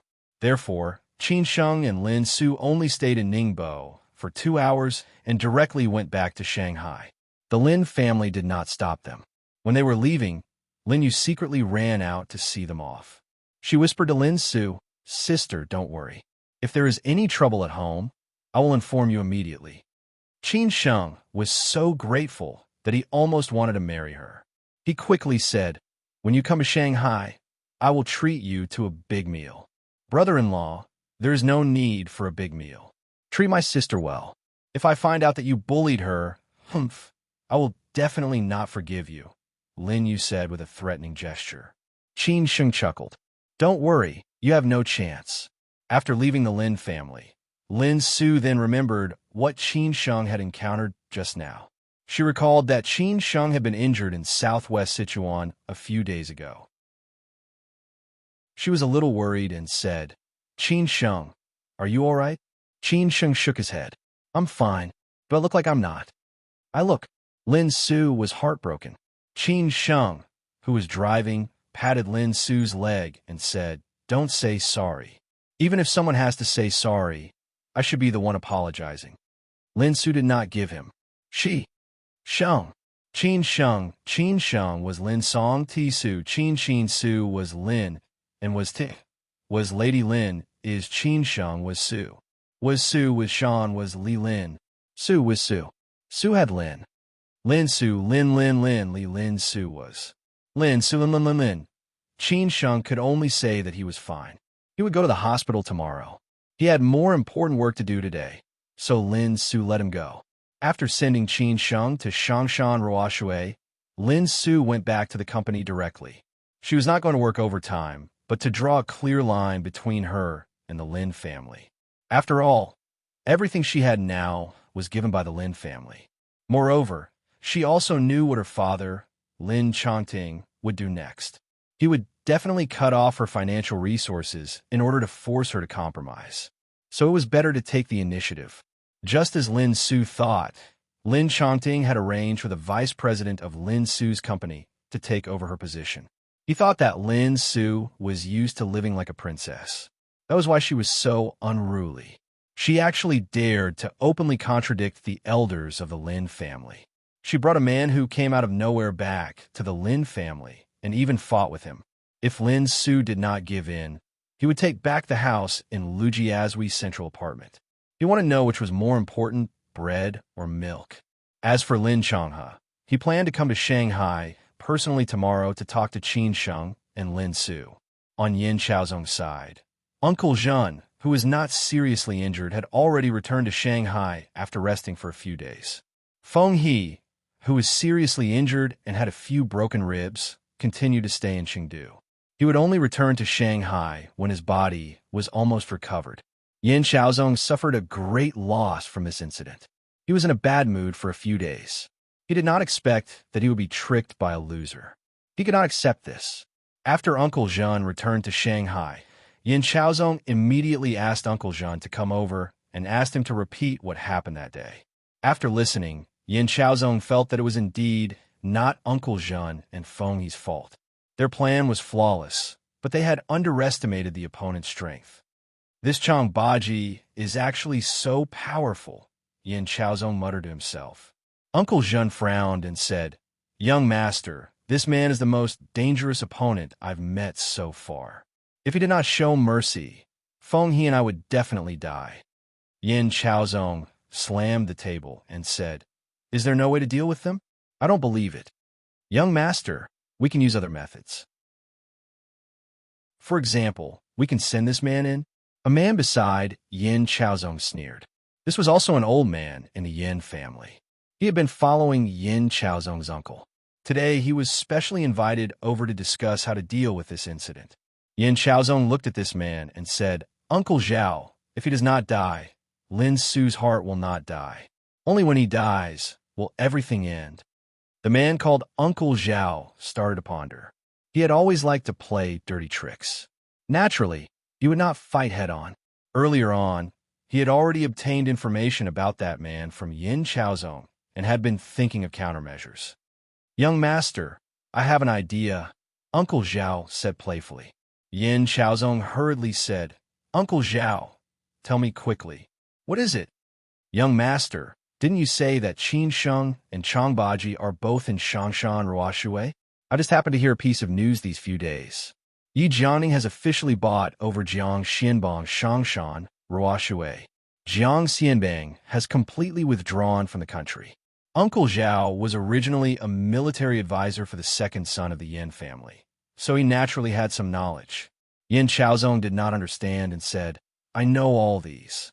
Jiang Xianbang, that old fox, is very smart. Even the slightest sign of trouble would make him prepare for a rainy day. He's 100 times smarter than who knows how many people. If something really happens, even if he has the life to earn money, he won't be able to spend it. But I don't quite understand what you mean. Yi Jiangning is not simple. He and Jiang Xianbang are bosom buddies. I can't ask him for help. Besides, I don't have that kind of face. I'm just familiar with his son, Yi Muyang. Uncle Zhao laughed and said, "Young master, there are 2 reasons why I said this. The first is that Jiang Xianbang has withdrawn from the country, which means that Qin Sheng has lost his biggest backer. The second is that you don't have to ask Yi Jiangning for help. Aren't you close with the second son of the Yi family? You can ask him for a little help. Isn't that Chang Baji very powerful? You can ask the second son of the Yi family to greet him and lure him away from his mountain. Then, you can set a trap and let Qin Sheng directly walk into it. I don't believe that the second son of the Yi family will not help you with this small favor. At that time, even if Qin Sheng has 3 heads and 6 arms, he will definitely die a terrible death. If young master is still worried, then I can borrow 2 experts from my friend's bodyguard company. This series of plans was really flawless. No wonder he could become the military advisor of the Yin family. After Yin Chaozong heard this, he instantly understood. He directly stood up and said, "Amazing, amazing. Uncle Zhao, ginger is still spicier with age. This trick of yours is really amazing. I'm just helping young master solve his problems," Uncle Zhao said very modestly. Yin Chaozong immediately arranged. "This matter will be done according to what you said, Uncle Zhao. Leave Yi Muyang to me, and the other matters will be handled by you. I'll cooperate with your plan." "All right, I'll go back to prepare a detailed plan now. I'll discuss the details with young master then." Uncle Zhao left contentedly. The Yin family in Shanghai could not be said to be influential, but it was not an ordinary family either. There were too many disputes of interests in such a big family. Behind the seemingly calm, there were always undercurrents surging. Uncle Zhao had chosen a side many years ago and chose the second son of the Yin family. That was why he had been glorious for more than 10 years. Now that he knew that the next head of the Yin family was Yin Chaozong, he naturally wanted to climb on this boat.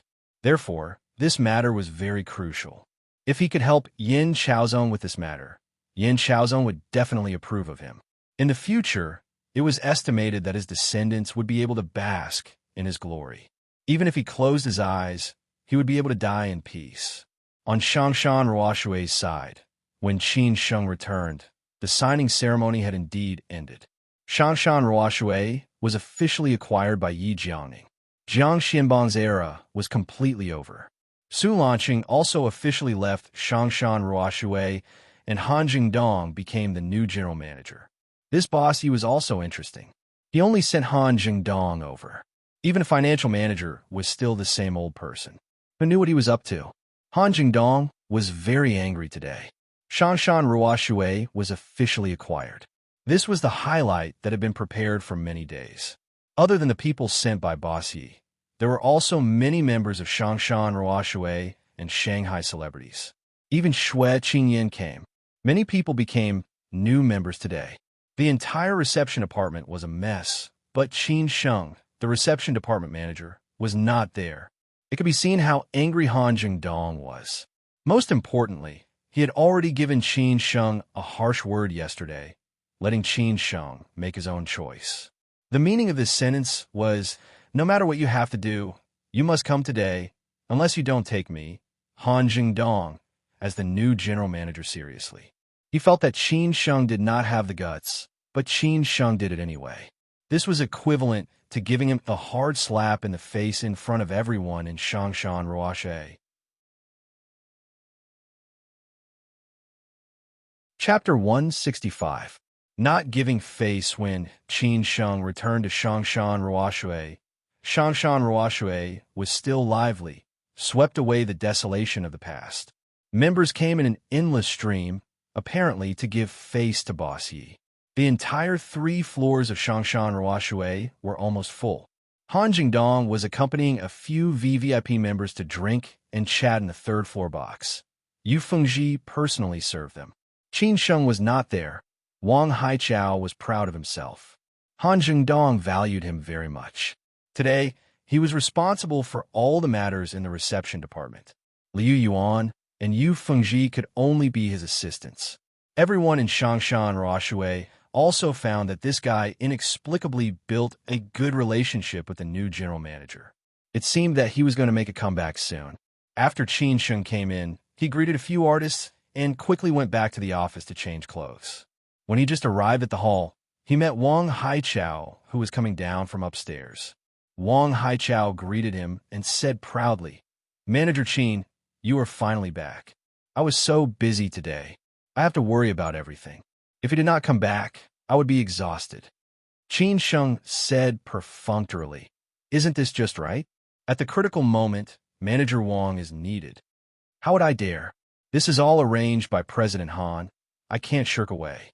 "Unlike you, who applied for leave in advance," Wang Haichao ridiculed. He finally saw Han Jingdong's temper today. He scolded Qin Sheng in the office until he was worthless. Who asked Qin Sheng to apply for leave at this time? Wasn't this making things difficult for Han Jingdong? But he had to thank Qin Sheng for taking the initiative to give him such a good opportunity to perform. Han Jingdong had already promised him that as long as he worked hard, he would kick Qin Sheng out of Shangshan Ruoshui sooner or later. With this layer of assurance, Wang Haichao finally felt at ease. The money spent for Han Jingdong during this period of time was not in vain. After knowing that Boss Yi wanted to buy Shangshan Ruoshui, he used his connections to run around.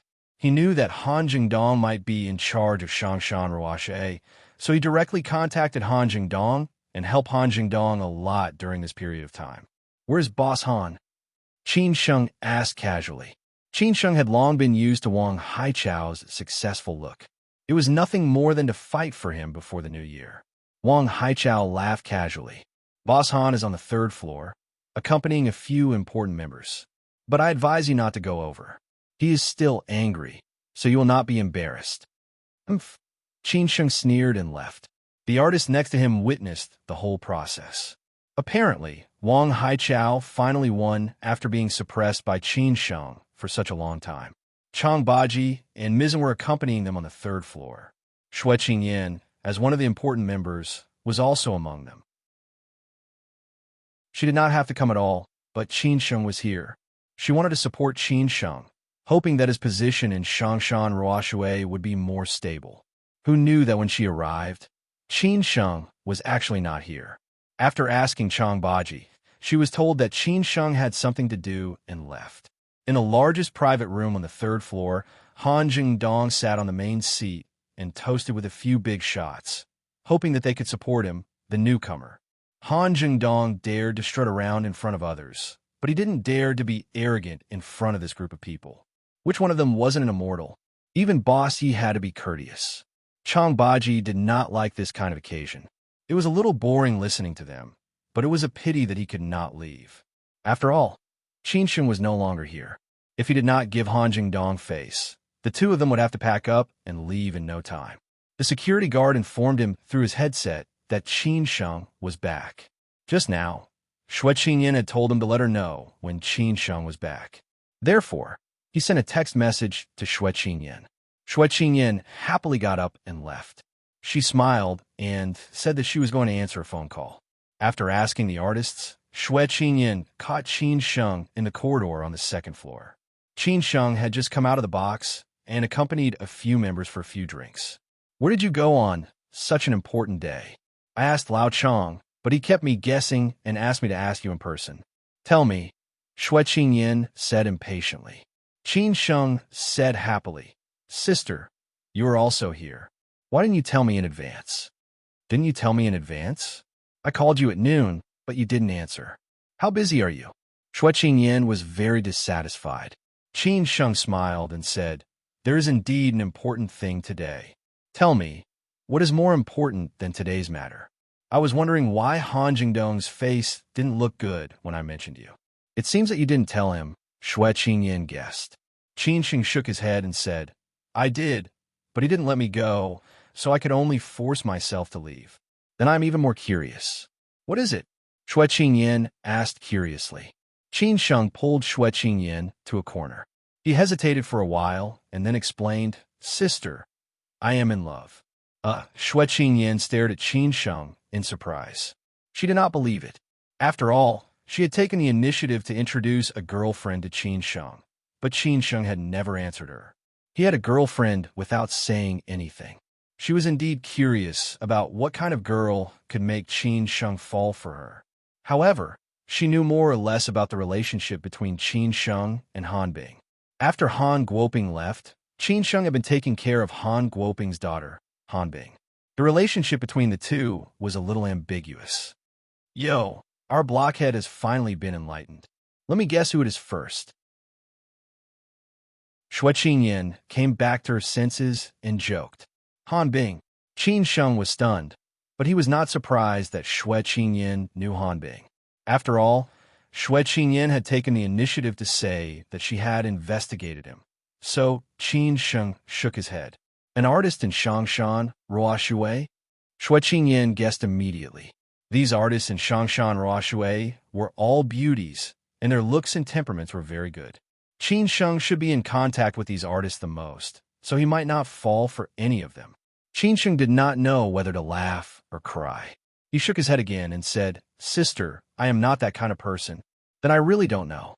Shui Qingyan sighed. Qin Sheng laughed and said, "Don't guess. You don't know her. I will bring her out to treat you to a meal another day." "Okay, let me check for you. If I don't like her, don't blame me for breaking you up." Shui Qingyan said, half jokingly, but then she said, "Oh right, what does your relationship have to do with today's matter? Is there something on your girlfriend's side?" Qin Sheng said slowly, "This morning I accompanied her back to Ningbo to meet her family." Shui Qingyan was shocked again. "How long have you been talking? This is a bit too fast." Shui Qingyan did not understand. "We officially confirmed the relationship less than half a month ago." Qin Sheng explained truthfully. In less than half a month after confirming their relationship, he had already met his parents. Could it be that Qin Sheng was going to get married in a flash? It was not his style. Therefore, Shui Qingyan could not understand what kind of woman could subdue Qin Sheng. She really wanted to meet her. Shui Qingyan stared at Qin Sheng thoughtfully, thinking about this matter. No wonder Qin Sheng did not attend the signing ceremony today. It turned out that he went to meet her parents. This was understandable. However, although we confirmed the relationship less than half a month ago, I have known her for more than 2 years. 2 years ago, I met her when I was traveling outside. At that time, we got along for 2 months, and we already had a good impression of each other. But she and I are the same kind of person. After we separated, we did not contact each other again. I have been thinking about her. It was not until last month that we met again, so I did not hesitate to start chasing her." Qin Sheng said with a smile when he thought about this. Shui Qingyan did not expect the story to be so complicated. She became more and more curious about that woman. "Is she free tonight? After I finish my work here, I will treat you to supper," Shui Qingyan decided directly. Qin Sheng was stunned. Why was she so anxious? But he still said, "Then I will ask her later." "Okay, I will wait for your news. I will go up first." Shui Qingyan smiled slightly. But Shui Qingyan did not forget to tell Qin Sheng, "As for Han Jingdong, you go back and explain well. Don't make the relationship too stiff. Otherwise, it will be difficult for you to work here in the future." Qin Sheng nodded silently and said, "Okay." Shanshan Ruoshui did not start to quiet down until after 9 o'clock in the evening. At 9:30, Han Jingdong accompanied the members out and was ready to send them off. Qin Sheng saw Han Jingdong and greeted him with a smile and shouted, "Mr. Han." Han Jingdong was already half drunk at this time, but he was not angry. He directly waved to interrupt Qin Sheng and then sent Shui Qingyan and others out. Qin Sheng stood there a little awkwardly. Wang Haichao, who was behind, saw Qin Sheng's embarrassed look and was very happy. Yu Fengji's eyes were a little complicated. She did not understand why Qin Sheng was absent today. Chang Baji did not go out. He stood next to Qin Sheng and said, "You have offended Han Jingdong. He will definitely not be nice to you in a short time. Fuck him. If I don't stay here, I will stay somewhere else," Qin Sheng said disapprovingly. Chang Baji asked casually, "In Ningbo, did it go well? If it went well, I would not have come back so early. The Lin family is not simple. They're a big family in Ningbo. How could they marry Lin Su to a loser like me?" Their attitude was very firm. "I beat up all of Lin Su's cousins. What do you think?" Qin Sheng explained helplessly. Chang Baji did not know whether to laugh or cry. "You're a little too impulsive sometimes. I can tolerate them doing whatever they want to me, but I can't tolerate them bullying Lin Su." Qin Sheng snorted. Chang Baji said worriedly, "If the Yin family and the Lin family unite to deal with you, you have to be careful. Sai, what can I do? I'll just deal with them as they come," Qin Sheng said emotionally. At the Capital International Airport, Qin Chang'an had just returned from a business trip in Korea. These few days, he was not in the country. Gong Sun did not accompany him to such a more formal business occasion. After Qin Chang'an ordered him to protect Qin Sheng, Gong Sun had already made arrangements. Hence, Gong Sun had already heard about what happened to Qin Sheng these few days, especially the accident that happened when Qin Sheng went to southwest Sichuan. If something really happened to the young master, he really did not know what Qin Chang'an would do. Hence, he had a deep grudge against the Yin family. Also, Gong Sun had already known about Qin Sheng's visit to the Lin family in Ningbo today. Anyway, as long as he spent money to do something, there was no news that he could not get. Gong Sun was also quite angry with this snobbish Lin family. Sooner or later, he would deal with the Yin and Lin family. Chapter 166. After all, father and daughter the Qin clan, who had taken root in Sijio City, naturally did not care about the Lin clan of Ningbo, who lived in a remote corner of Sijio City. Even the Yin clan, who was known to be all-powerful in hoodoo, was not a big deal to the Qin clan. If one were to talk about the truly powerful clans, which of them was not rooted in Sijio City, the center of power? They formed an unbreakable alliance of interests and then radiated to the whole country. There were indeed clans in hoodoo that could turn the clouds and rain with one turn of the hand, but the Yin clan was not centered around business. Naturally, Gong Sun had the confidence to not take them too seriously. Although he had only been in Korea for a few days, Qin Chang'an had done a few big things. Korea's economy had been in a swamp recently. If it did not go to the bottom now, when would he? High-end technology industries were urgently needed in the country. Qin Chang'an had always been following the direction of the country, so that he could do it with ease. Everyone was vulnerable in front of the country. After the new boss took office, how many families had become like smoke, and how many big shots have been sent to prison? An inconspicuous Audi A6L. Qin Chang'an was quite low-key. The staff had already left. As Qin Chang'an's personal driver, Gong Sun arrived at the airport half an hour earlier. After getting in the car, Qin Chang'an did not feel tired from the trip. He seemed to be in good spirits. After all, he had made a few big deals on this trip. Is Ran in Beijing or somewhere else? Qin Chang'an asked casually. The reason why he had returned to the country in advance was that today was his daughter's birthday. Qin Chang'an treated his daughter like the apple of his eye. However, the relationship between the two of them had always been quite stiff. It was nothing more than Qin Sheng's matter. Qin Ran had a lot of resentment against him. However, she was his daughter after all. Gong Sun thought for a while and said, "She should be in Beijing. I saw her yesterday. She came back to get something. It's her birthday today. Let her come back for supper later. I'll cook," Qin Chang'an said softly. He never went shopping, but yesterday afternoon, he asked his secretary and assistant to go shopping with him for an hour and a half, just to choose a birthday gift for his daughter. Gong Sun smiled and said, "I'm afraid she won't come back." No one dared to disrespect Qin Chang'an, except for Qin Ran, who had never taken him seriously. But Qin Chang'an did not get angry, because she was his daughter.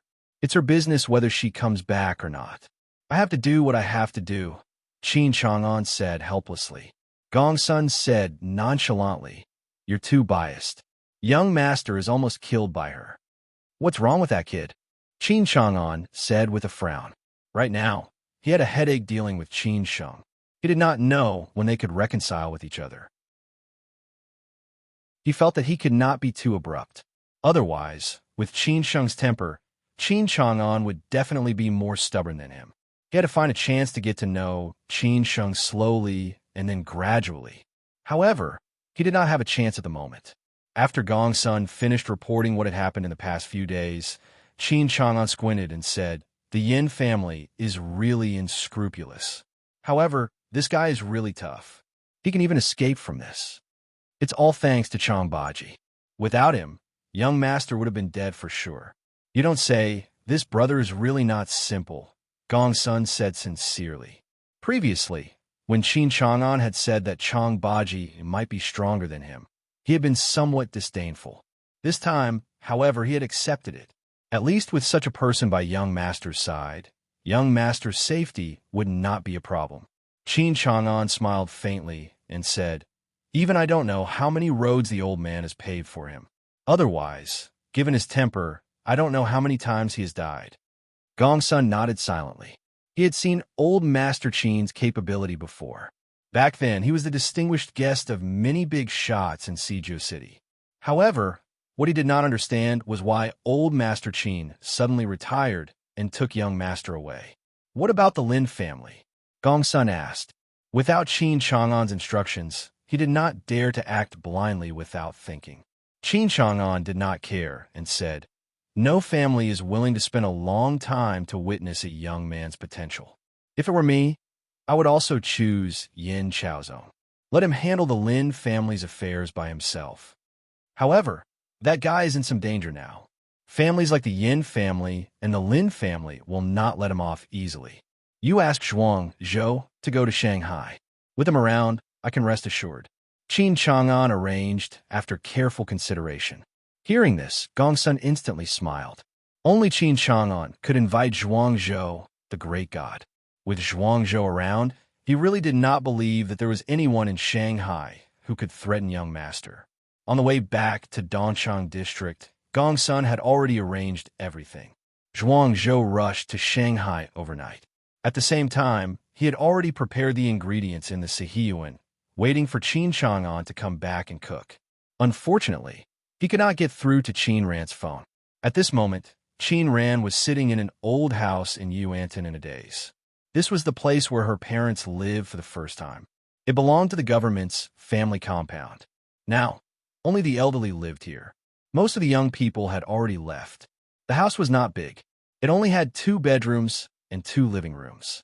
The walls were hung with some old photos of her father, mother, and brother. The best memories of her life were all here. At that time, the family of 4 was so happy. The happiest time was when she accompanied her mother and brother to play. At that time, her father came back late every day and was drunk most of the time. Her mother did not blame her and would quietly make a pot of tea for him to sober up. Every year, on her birthday, she would quietly wait here. Her favorite birthday was when her father and mother cooked and her brother fought over the cake with her.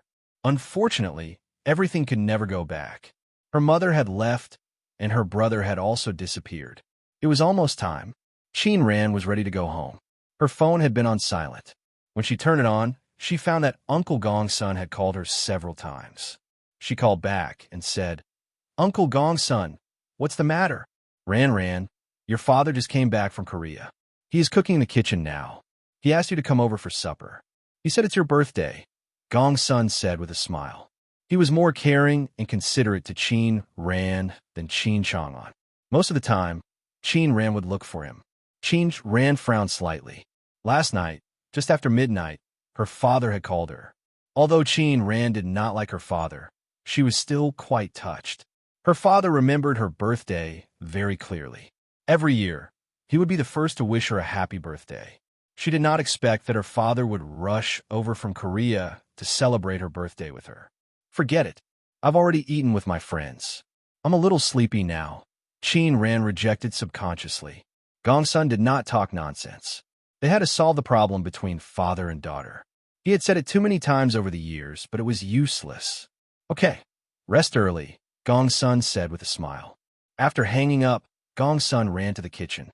At this moment, Qin Chang'an, who was feared by too many people in a Vanity Fair, was wearing an apron and cooking. If his friends and rivals knew about it, they would really be laughed at. Ran called back, Gongsun said casually. Qin Chang'an put down the knife in his hand. He looked back at Gongsun and asked, "Not coming?" "Yes," Gongsun nodded and said. Qin Chang'an was not surprised. He smiled and said, "Then let's eat by ourselves." Qin Ran, who had hung up the phone, was not in a hurry to leave. Instead, she was deep in thought. She was a little regretful. She felt that she had gone too far. Her father could rush back from Korea to celebrate her birthday. It meant that he loved her deeply. All these years, her father had been spoiling her and letting her do whatever she wanted. She had felt guilty for many years about her brother. She had been looking for her brother all these years. Moreover, it was her grandfather who had taken her brother away. It had nothing to do with her father. However, she had been holding a grudge. So many years had passed. As a father, he felt worse than her. Thinking of this, Qin Ran called Uncle Gongsun.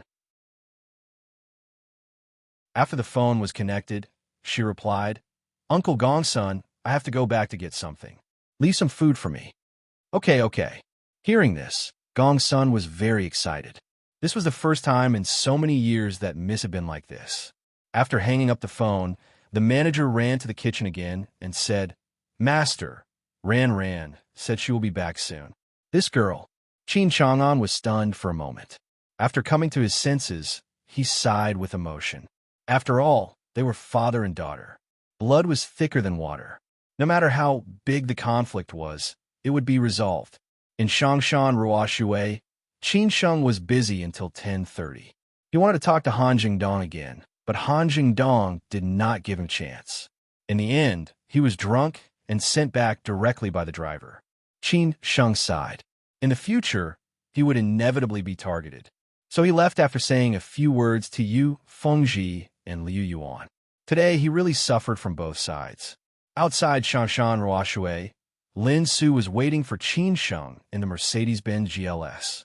In the evening, Qin Sheng called her and said that a sister who was very good to him wanted to see him. Lin Su did not refuse. Since she was already Qin Sheng's girlfriend, she naturally had to slowly integrate into Qin Sheng's circle. Moreover, this sister was very good to Qin Sheng. Qin Sheng drank a lot at night, but he was still relatively sober. But after getting in the car, Lin Su was a little unhappy and said, "You drank?" "No choice. Today Shangshan Ruoshui was bought over, and many members came," Qin Sheng explained. Lin Su did not care about these. She only cared about Qin Sheng's body, so she calmly said, "Your injury has not recovered." Qin Sheng knew Lin Su very well. She was obviously very unhappy, so Qin Sheng could only reply, "I know, there will not be a next time."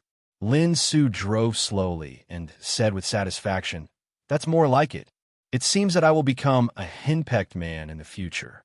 Qin Sheng sighed and said. Lin Su turned to stare at him and snorted. "It seems that you are very unwilling." "Yes, I'm just short of someone to take care of me," Qin Sheng said with a cheeky smile. Xue Qingyan left Shangshan Ruoshui in advance. After Qin Sheng made an appointment with Lin Su, he had already told Xue Qingyan.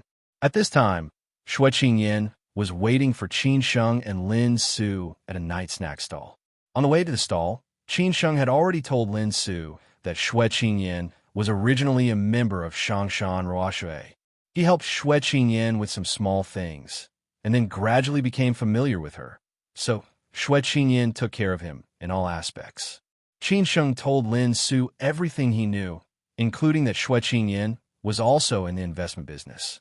Their company was not small, and they had branches in Shanghai, Beijing, Hong Kong, and other places. He thought that they should have a lot to talk about. When Lin Su held Qin Sheng's arm and walked into the stall, Xue Qingyan saw them from afar. Subconsciously, she was stunned because she knew Lin Su and also heard many people talking about this fair, rich, and beautiful woman. Chapter 167. Why not? Qin Sheng liked hot pot and barbecue. Hot pot in winter, barbecue in summer, and beer. Wouldn't life be better? So he would rather go to this kind of food stall than to those glamorous star-rated hotels. Shui Qingyan, who had eaten with him many times, naturally knew her brother's temper and character, so she did not choose a big restaurant, but this seafood barbecue stall, which was more famous. Shui Qingyan, who usually went to more exquisite restaurants, rarely came to this kind of place. It could be seen that she had given in a lot for her brother. Lin Su and Qin Sheng had the same temperament. Back then, when they were in southwest Sichuan, they would always look for those small shops that tasted authentic. Even when they were on a business trip, she did the same. Many people might find it very strange. How could this fair, rich, and beautiful lady, who had been pampered since she was young, like these? It seemed that she should only appear in those high-end restaurants with elegant environments and extremely expensive prices. This was why Qin Sheng liked Lin Su. She was down-to-earth, could cook in the kitchen, and could also be elegant. Which man would not like such a goddess? No wonder so many rich playboys pursued her, and Yin Chaozong could even fly into a rage and compete with Qin Sheng for Lin Su. When Qin Sheng and Lin Su walked closer, Shui Qingyan had already stood up, but she still did not understand what was going on. These two people who had nothing to do with each other, how did they get to know each other and even fall in love? Qin Sheng was good enough, and Shui Qingyan also admired him. She felt that his girlfriend should be about the same, but she did not expect that Qin Sheng's girlfriend would be Lin Su. They were several levels apart. Lin Su was a well-known lady in the whole Shanghai Bund, and many men dreamed of being her life partner. No matter what Shui Qingyan thought, it was the truth. She could not help but look at Qin Sheng in a different light again, and also felt that Lin Su was really not an ordinary woman.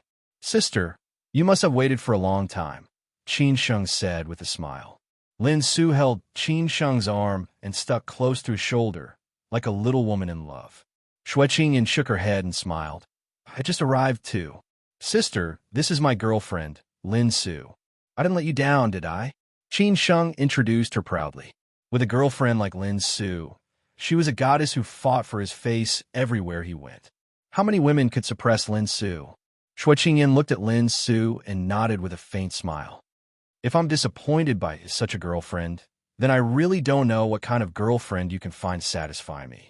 You've given me a surprise." Qin Sheng chuckled. Lin Su was not reserved. She said naturally, "Hello, sister. We should have met before." "Sister, you look familiar. It seems that you have a good memory." "Yes, we met a few times. One time was at a forum in the financial industry, and the other time was at a business banquet." "I know you better," Shui Qingyan said honestly. She did not hide anything. "I didn't expect you to remember so clearly," Lin Su said in surprise.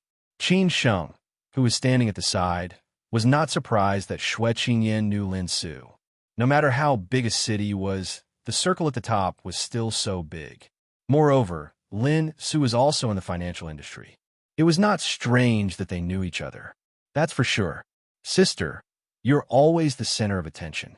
I'm not wrong, right?" Shui Qingyan smiled and joked. This was the truth. Many men surrounded Lin Su. They either took the initiative to hit on her or asked for her contact information. But she was almost the same. Lin Su pursed her lips and smiled. She did not continue on this topic. Both sides stopped when it was appropriate. "Take a seat. Qin Sheng has been busy for a long time today. He must be hungry now. The seafood and barbecue in this restaurant are not bad," Shui Qingyan said to Qin Sheng and Lin Su. At the same time, she handed the menu to them. Although Lin Su had already eaten dinner, and she ate especially little at night, she still ordered 2 dishes. This was where she was smart. She could give Qin Sheng enough face outside and take care of the customer's feelings. Qin Sheng was really hungry. He ordered the dishes without hesitation. However, because of his injury, every time he chose a spicy dish, Lin Su would stop him. Qin Sheng could only smile and change the dishes. The two of them showed off their affection as if there was no one else around. Shueqing Yin, who was sitting opposite, saw it but still could not understand. At the same time, in a membership-based high-end club in Jing, and the decisive Yin Chaozong directly invited Yi Muyang to drink tonight. The Yin family was more powerful than the Yi family. Yi Muyang would definitely not reject Yin Chaozong's request. Moreover, Yin Chaozong asked two friends to accompany him at the same time. Both of them were from powerful families. One was the son of a member of the Standing Committee of the Zhejiang Provincial Committee. The other was the son of a leader of the Eastern Theater of Operations after the military reform. They were all influential people. It could be said that they had given Yi Muyang enough face. All the hostesses in the club were dressed in gray Chong Sams, and the quality was definitely top-notch. This place was also opened by a rich playboy and only served acquaintances and friends. It was all membership-based, and the expenses were also shocking. The lowest cost for a private room was 100,000 yuan. There was no beer, only red wine and foreign wine. Those who could come were all rich and respectable people and did not lack this bit of money. It was said that the highest spending was a young master who threw 5 million yuan in one night. Yin Chaozong rarely came to this kind of place, but he had attended a few times. The highest spending he had was 5 million yuan, and he was already in the top 10. Hence, when Yin Chaozong entered, these top-notch ladies were all staring at him. If they could catch his eye, they would have a greater sense of achievement for the rest of their lives. Yi Muyang was the same. In front of others, he could show off his prowess, but in front of Yin Chaozong, he was very humble. Furthermore, there were two young masters tonight. He and Yin Chaozong could be considered familiar, but they were not close friends. Who asked him to be not qualified enough to enter young Master Yan's inner circle. Hence, when young Master Yin invited him to drink tonight, he felt that something was not right. Initially, he wanted to go to Shangshan Ruoshui tonight. This was a top-notch private club that old Master Yin had just bought. Regarding this matter, Yi Muyang was quite happy. Firstly, he could rely on Shangshan Ruoshui as a platform to expand his network. Secondly, the artists there were all top-notch beauties, similar to young Master Sun's national beauty. However, those artists were all from decent families. Compared to these young ladies who had already left the world, he felt that something was not right. However, just as he was preparing to leave, young Master Yan's call came. Although Yi Muyang was a little surprised and puzzled, he was still very happy. He ran over immediately. When he arrived and saw the two young masters, he felt that something was not right. In the beginning, the few of them drank and chatted. The two young masters gave Yi Muyang face. After all, the Yi family was also considered a wealthy family. Although they were not in the same circle, they more or less knew each other. Yi Muyang was in a good mood today. He hugged the young woman in his arms and touched her up and down. This woman was the HR of a listed company. Yi Muyang was very puzzled as to why she came out to do this. Could it be that life in Shanghai was too stressful? Until Yin Chaozong smiled and said, "Muyang, go out for a smoke?" Yi Muyang pushed the young woman in his arms away. He knew that after setting up for half a night, the main show was finally coming. He smiled and followed Yin Chaozong. He did not know whether Yin Chaozong would not go to a temple without a cause, or if he was unaccountably solicitous. It seemed that with young Master Yan's power, there was nothing he could ask of him. This place is not bad, right? Howard has spent quite a lot of money here, Yin Chaozong said casually. Yi Muyang and this young master did not have a good relationship. Previously, the two of them had fought a few times. They were both arrogant people and did not lower their heads. Hence, Yi Muyang had never come here before. You know my relationship with Howard. Yi Muyang smiled bitterly. Yin Chaozong lit a cigarette for Yi Muyang, patted his shoulder, and said, "He has such a bad temper. Initially, I invited you over tonight to talk about this matter. Who knew that this guy would bring his wife and run to Europe?" Yi Muyang was deep in thought. He did not think that Yin Chaozong was looking for him for this matter. It was because it was not worth it. With young Master Yan's character, he would not care about this kind of trivial matter. Yi Muyang really did not like Yin Chaozong to be like this. It was because he was indeed a little afraid of Yin Chaozong. He was really afraid that Yin Chaozong would set a trap for him. Hence, he said straightforwardly, "Brother Zong, is there something wrong? What can happen to me?" Yin Chaozong smiled casually. Yi Muyang chuckled and said, "Brother Zong, I'm a straightforward person. You set up such a big scene tonight. If you say that there's nothing wrong, I won't believe it even if you beat me to death. We're all on the same side. If there's anything, just say it. If I can help, I'll definitely help." Yi Muyang had already put it this way. Yin Chaozong did not hide anymore. He smiled and said, "Since you said so, then I'll tell you the truth. There's really something wrong." "Go ahead," Yi Muyang said in a low voice. Yin Chaozong said slowly, "I heard that Uncle Yi bought Jiang Xianbang's Shangshan Ruoshui. Yes, I officially bought it today. I was originally going there tonight. Does it have anything to do with Shangshan Ruoshui?" Yi Muyang was even more confused. Yin Chaozong said softly, "It does have something to do with it. You should have heard about my recent joke. The circle in Shanghai is only so big. If you tell me the truth, I won't blame you." Yi Muyang was a little troubled. He had indeed heard about it. Just as Yin Chaozong had said, the circle was only so big. Moreover, they had many mutual friends. How could they not know that some unknown loser had snatched away young Master Yan's fiancée, the Missy next door? Most importantly, Missy Lin had said in front of Yin Chaozong and everyone else that he was her boyfriend. She did not give Yin Chaozong any face at all. Yin Chaozong was really embarrassed.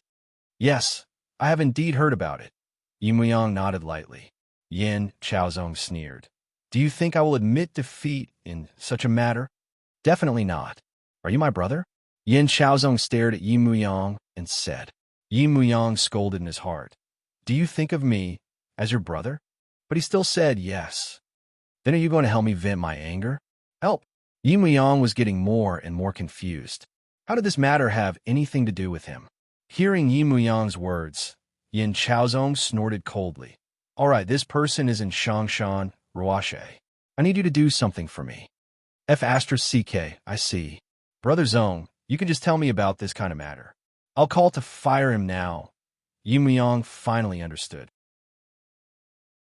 After going around in circles for so long, it turned out that the loser who snatched away Missy Lin was in Shangshan Ruoshui. Then he was curious. Shangshan Ruoshui, who could catch Missy Lin's eye? Fire him, isn't it too easy? If I want to step on someone, I'll step on him to death in one go. Yin Chaozong squinted his eyes and said viciously. Yi Muyang thought so too. This was young Master Yan's temper. Hence, he said, "Brother Zong, then tell me, how should I help you?" Yin Chaozong gestured for Yi Muyang to come closer. Then, he whispered in Yi Muyang's ear. The plan that he told Yi Muyang was naturally not the real plan. He only needed Yi Muyang to transfer Chang Baji away and lure Qinsheng out. He did not need to care about the rest. After Yi Muyang heard it, he did not even think about it and immediately agreed. "Brother Zong, don't worry. Leave this matter to me. Whenever you want to take action, inform me at any time." "Wait for my call," Yin Chaozong said in satisfaction. To Yi Muyang, one Qinsheng naturally could not be compared to Yin Chaozong. Sacrificing him could make his relationship with Yin Chaozong even closer. Why not? Chapter 168. The plot begins. Yi Muyang, who had been feeling uneasy for half a night, finally felt at ease. After all, he had to be careful when making friends with people like Yin Chaozong. To them, there were no absolute friends, only absolute benefits. As long as the chips were enough, they could abandon anyone. Yin Chaozong was just a small manager of Shangshan Ruoshui's reception department. Naturally, Yi Muyang did not care about him. Compared to Yin Chaozong, he was not even worth mentioning. Hence, Yi Muyang sacrificed him without hesitation. However, he was curious about how this loser with no background managed to conquer Miss Lin and made Yin Chaozong lose so much face. Thinking about how the coveted Miss Lin was actually tainted by a loser, Yi Muyang felt a little envious and jealous. Yin Chaozong was a smart person. In order to make Yi Muyang do his best, he naturally had to give Yi Muyang some benefits. He said happily, "Muyang, aren't you discussing a project in Jinshan? I heard that there's some problems with the approval. If this thing succeeds, I'll help you with the approval. There shouldn't be any problems. When Yimyang heard this, he said excitedly, Brother Zong, then I really have to thank you properly. We're brothers. These are all small matters, Yin Chaozong said unconcernedly. His father gave him a few chances, but he messed them all up, causing the Yi family to suffer a lot of losses. Although these losses could not hurt the Yi family deeply, his father was very disappointed in him. Everyone did not have high hopes for him either. This Jinshan project was his last chance. If he still could not get it done, his father would probably not believe him in the future. Now that he had Yin Chaozong's guarantee, this thing should be in the bag. Hence, when he heard this, Yin Muyang only wanted to say to Qin Sheng, thank you, big brother. After talking about this, Yi Muyang and Yin Chaozong's relationship deepened. The two of them put their arms around each other's shoulders and entered the private room. Seeing the young woman on the seat, Yi Muyang wanted to vent his anger tonight. Qin Sheng, who was in the seafood stall, did not know that Yi Muyang and Yin Chaozong had already reached a consensus on this. The sacrifice was him. If Qin Sheng knew about this, how would he feel? In front of such a rich young master, he was so insignificant. Shui Qingyan and Lin Su were chatting happily. They talked about a wide range of topics. Both of them were women who liked a delicate life and were also in the financial industry. Moreover, they had many friends. Therefore, they were not estranged at all and directly ignored Qin Sheng.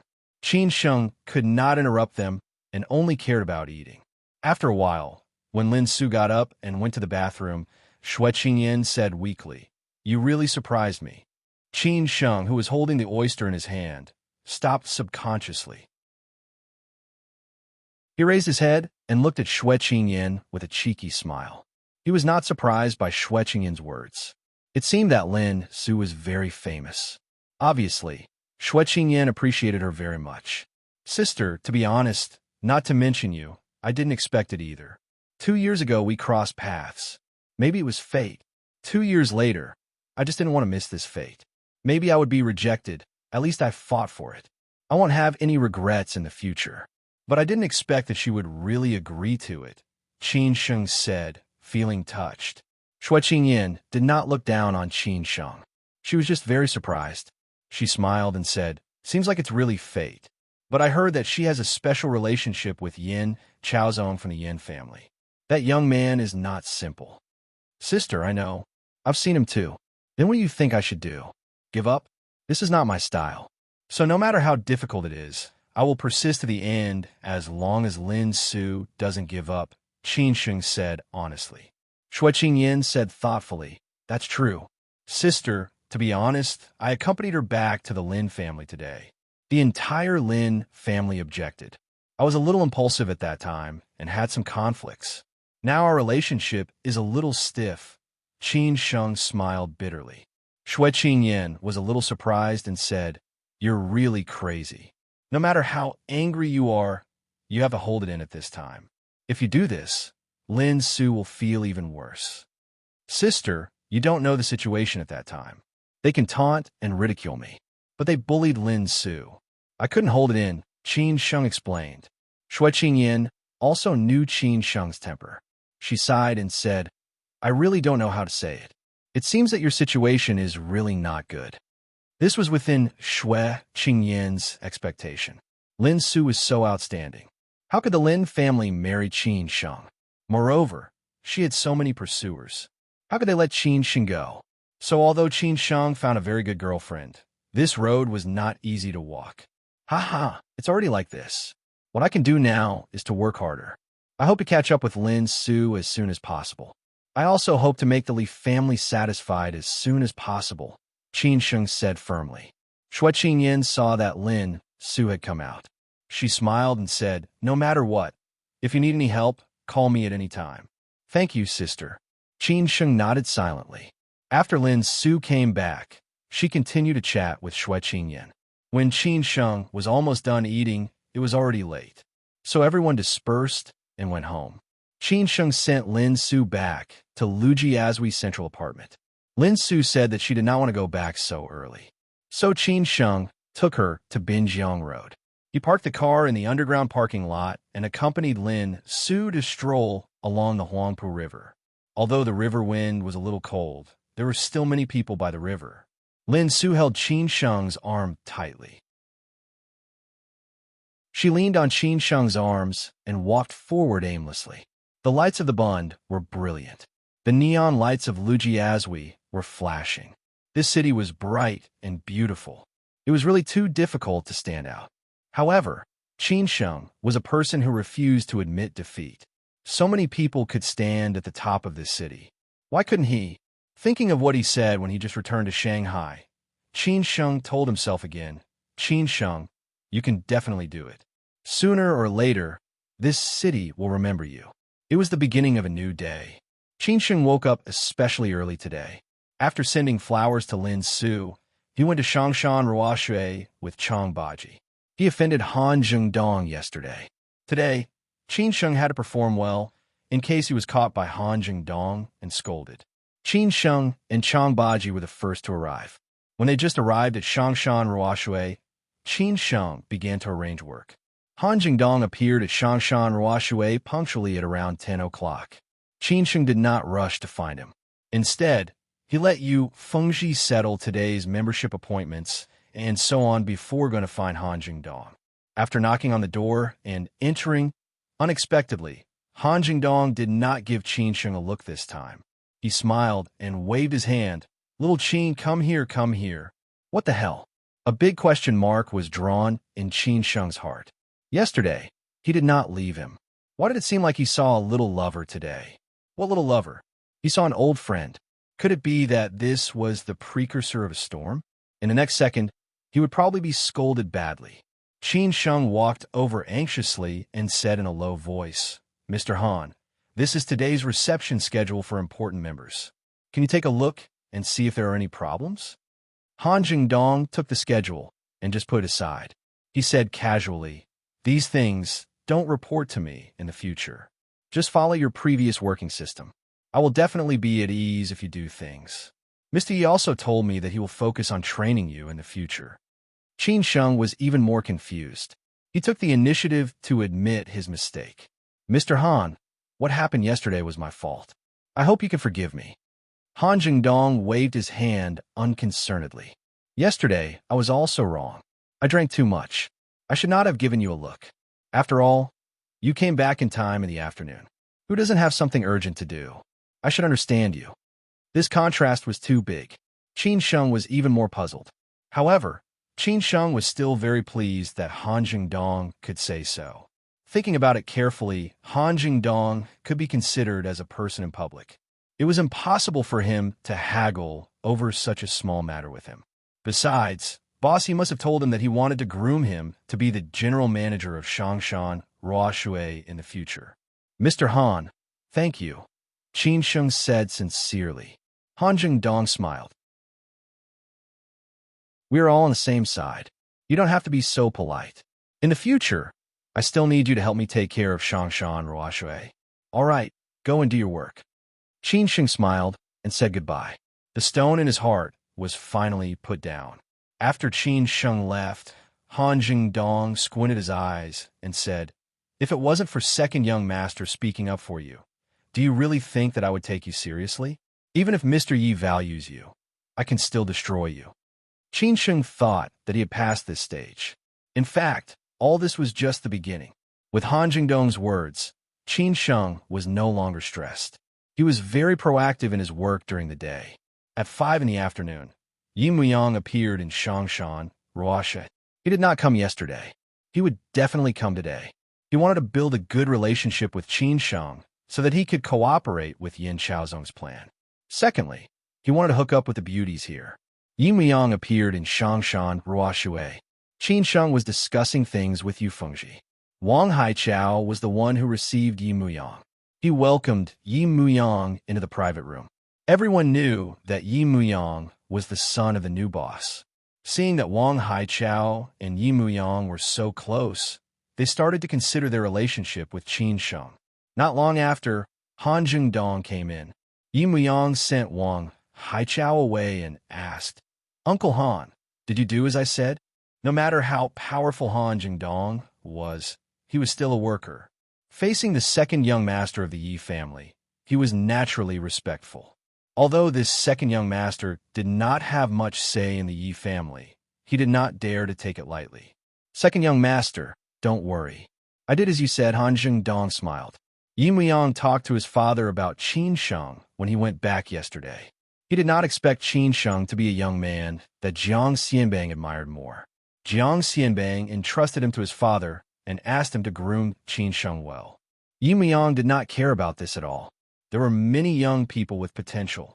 His father was just selling Jiang Xianbang a chance. Hence, Yi Muyang directly contacted Han Jingdong and made up a reason. Uncle Han, this Qin Sheng is very important to me. I hope you could treat him well. At least in Shangshan Ruoshui, you must value him. Don't spoil my plans. After this is done, I will definitely not mistreat Uncle Han, Yi Muyang said with a smile. Although Han Jingdong did not know what was going on, he felt that it was not a good thing.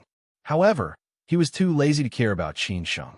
He replied, "Thank you, second young master. Let him come over." Yi Muyang nodded and said. Han Jingdong immediately ordered Wang Haichao, who was outside the door, "Go and invite Qin Sheng over.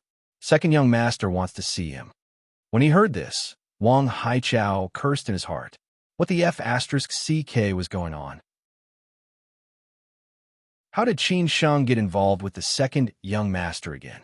Would he still have any hope of becoming the manager of the reception department in the future? Although he was very unhappy, Wang Haichao still went to invite Qin Sheng.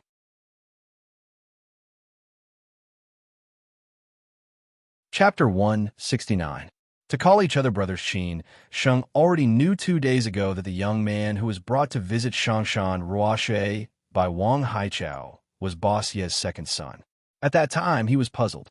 This Wang Haichao was pretending to be a pig to eat a tiger. Unknowingly, he had already hooked up with Han Jingdong and Boss Ye's son. This made his position very awkward. Everyone knew that this guy was eyeing the position of the reception manager. But he did not expect that Boss Ye's son would be looking for him today. What for? To understand the situation of Shangshan Ruoshui, not to mention Han Jingdong, there was still Wang Haichao. It would not be his turn. With a body full of questions, Qin Sheng pushed open the door of the private room. Han Jingdong and Yi Muyang were drinking tea and chatting. When they saw Qin Sheng coming in, Han Jingdong smiled and stood up. "Second young master, you guys chat. I'll go to work first. Call me if there's anything." "Uncle Han, go ahead," Yi Muyang said politely. When Han Jingdong left, he patted Qin Sheng's shoulder. His smile was very thought-provoking. After closing the door and coming out, the anxious Wang Haichao quickly followed and asked in a low voice, "Mr. Han, why is young master Yi looking for Qin Sheng?" "Don't ask what you shouldn't ask," Han Jingdong snorted coldly.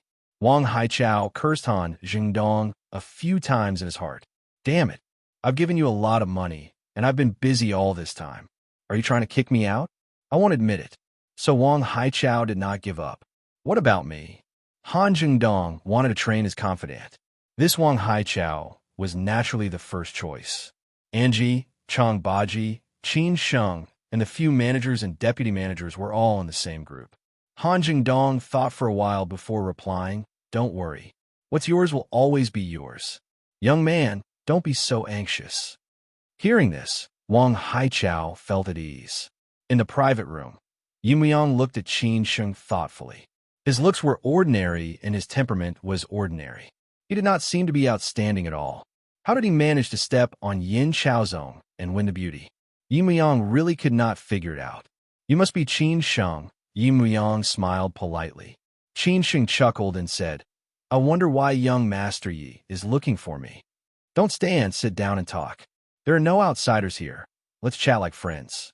For the sake of Yin Chaozong, Yi Muyang naturally wanted to build a good relationship with Qin Sheng. Qin Sheng slowly sat beside Yi Muyang. "You don't have to be so restrained. I'm not looking for you for anything. I just want to casually chat and make friends. I heard my dad talk about you before. He said that Uncle Jiang thinks highly of you. You have a way with people and doing things, so he asked me to get to know you. That's why I came over. Yi Muyang knew that Qin Sheng must have some doubts in his heart, so he explained directly. So that was the case. Qin Sheng then understood that it was Boss Yi who mentioned him. It seemed that Boss Yi really took him seriously and did not brush Jiang Xianbang off. Boss Yi, you're too polite, Qin Sheng said very modestly. Yi Muyang chuckled and said, why don't we have a drink or two? I always feel that it's weird not to drink when two men are chatting. Young Master Yi, I'm still at work, Qin Sheng said in embarrassment. Shangshan Ruoshui belonged to his family. He believed that Han Jingdong would still listen to what he said. So he said without hesitation, you're already off work now. We're all Shangshan Ruoshui's guests. Yi Muyang gave Qin Sheng face. If Qin Sheng did not accept it, it would be a little unreasonable. So Qin Sheng nodded after hesitating for a while and said, then I'll listen to young Master Yi. What would young Master Yi like to drink? Let's drink something white in this weather. Just blue of dreams. I like drinking Yanghe, Yi Muyang said casually. Qin Sheng then asked Yi Muyang what he wanted to eat. Yi Muyang said that a few dishes to go with wine would do. So Qin Sheng immediately ordered Yu Fengji to personally arrange for the kitchen to make a few dishes to go with wine. At the same time, she sent 2 bottles of Yanghe Blue of Dreams. Yu Fengji did not think much about it. She thought that it was a request from one of the members. After a while, she personally sent the wine over. Seeing that it was only Qin Sheng and Yi Muyang, she could not help but feel confused. But she was still respectful and did not dare to ask anything. After the dishes and wine were all served, no one else came. In the private room, Qin Sheng and Yi Muyang sat opposite each other. They had already started drinking and said some polite words. Then they clinked their glasses 3 times. Yi Muyang's words were watertight. He did not ask anything that should not be asked. He was afraid that Qin Sheng would be suspicious. His plan was to use the relationship between his dad and Jiang Xianbang as a breakthrough to make Qin Sheng treat him as one of his own. After calling him brother and getting familiar with each other, he could carry out the plan that Yin Chaozong said. Qin Sheng, to be honest, my dad and Uncle Jiang are bosom friends. Uncle Jiang entrusted you to my dad. He told me before that he wanted to groom you to be the general manager of Shangshan Ruoshui. Although Shangshan Ruoshui was taken over by my dad from Uncle Jiang, he spent hundreds of millions on it. Moreover, I think you know the importance of this place better. How many resource centers like this can there be in Shanghai? After 3 rounds of drinks, both of them had drunk around half a liter. Yi Muyang started his routine. Qin Sheng's eyes lit up, and he looked at Yi Muyang and said, Qin Sheng, to be honest, my dad and Uncle Jiang are bosom buddies. Qin Sheng said in a deep voice, young Master Yi, this glass of wine is to Uncle Jiang and to Boss Yi. After clinking their glasses, Yi Muyang chuckled and said, don't call me young Master Yi. It's too formal. That's what the bunch of people outside call me. It's either too hypocritical or they have ulterior motives. You could just call me Muyang or Old Yi. Old Yi. Qin Sheng was not used to calling him Muyang, so he called him Old Yi and continued. One should put oneself in someone else's shoes. Since Boss Yi thinks highly of me, I will naturally not let Boss Yi down. Yi Muyang sneered in his heart. You really think so highly of yourself. However, he still said, haha, I believe in your character. Even my dad is convinced by Uncle Jiang's judgment. In the future, we will call each other brothers. I will definitely come to Shangshan Ruoshui often. If there's anything, you can inform me anytime. Yi Muyang's words also had another meaning. His dad and brother naturally did not have the time to pay attention to this place.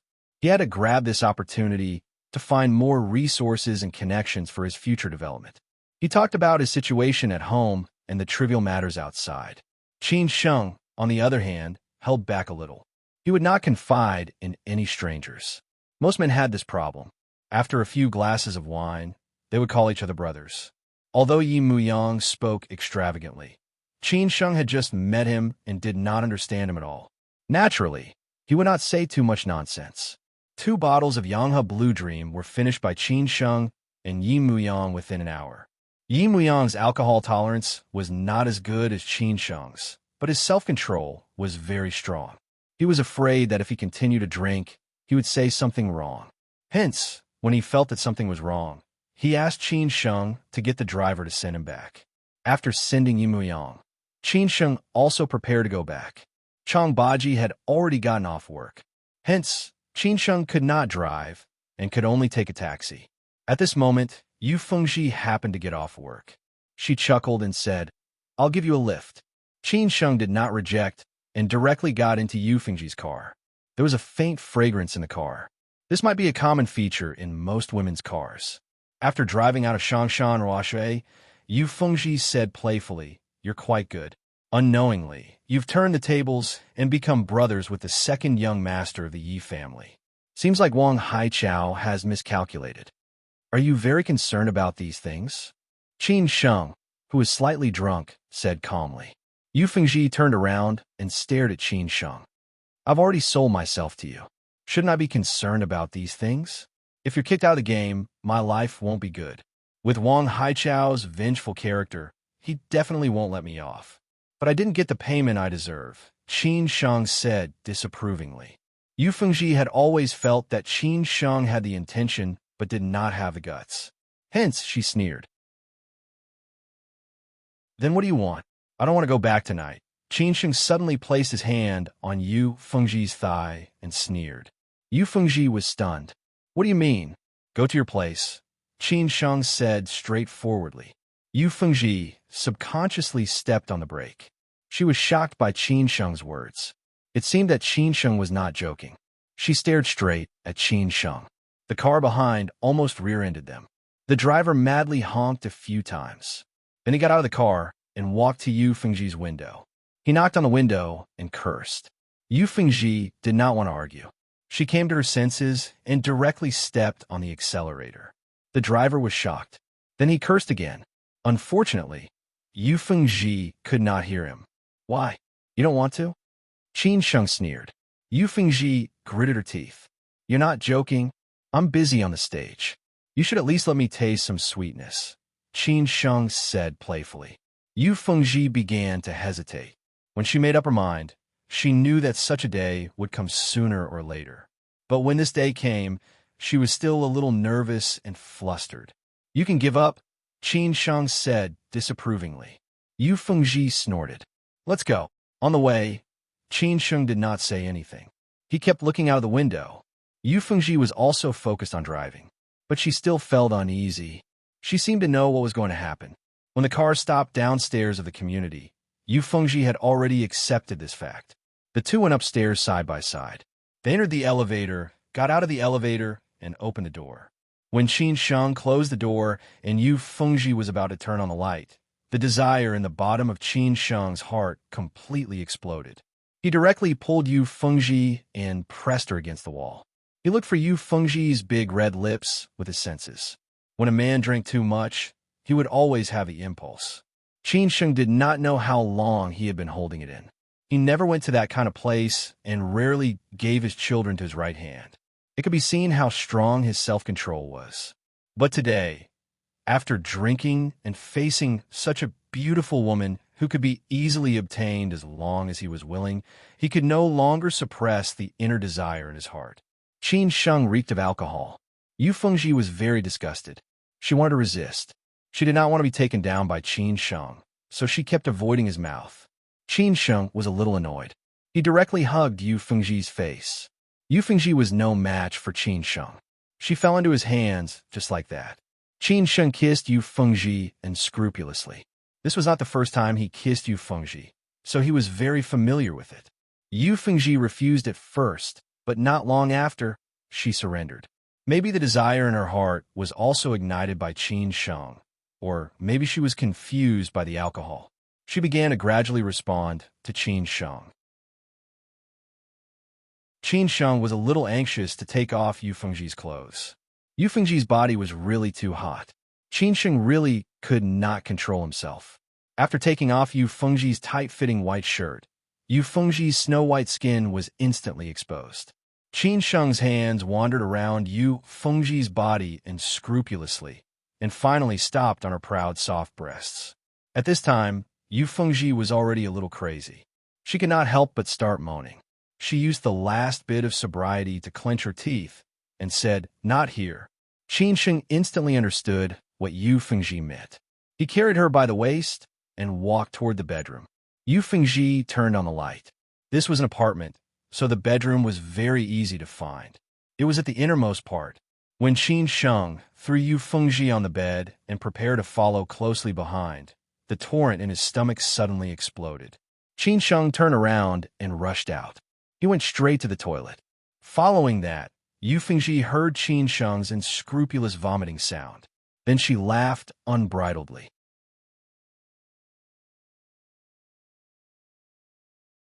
Chapter 170.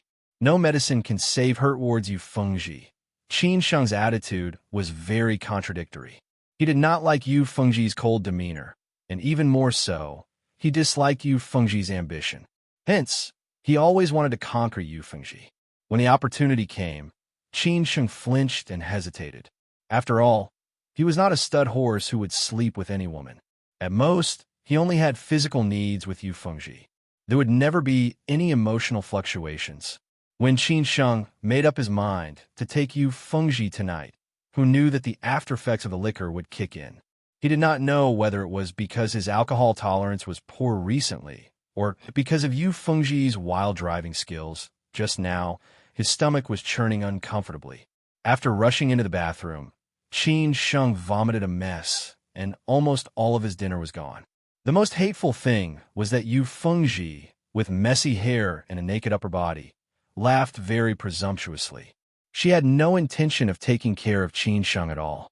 Qin Sheng only came out of the bathroom when he was almost done vomiting.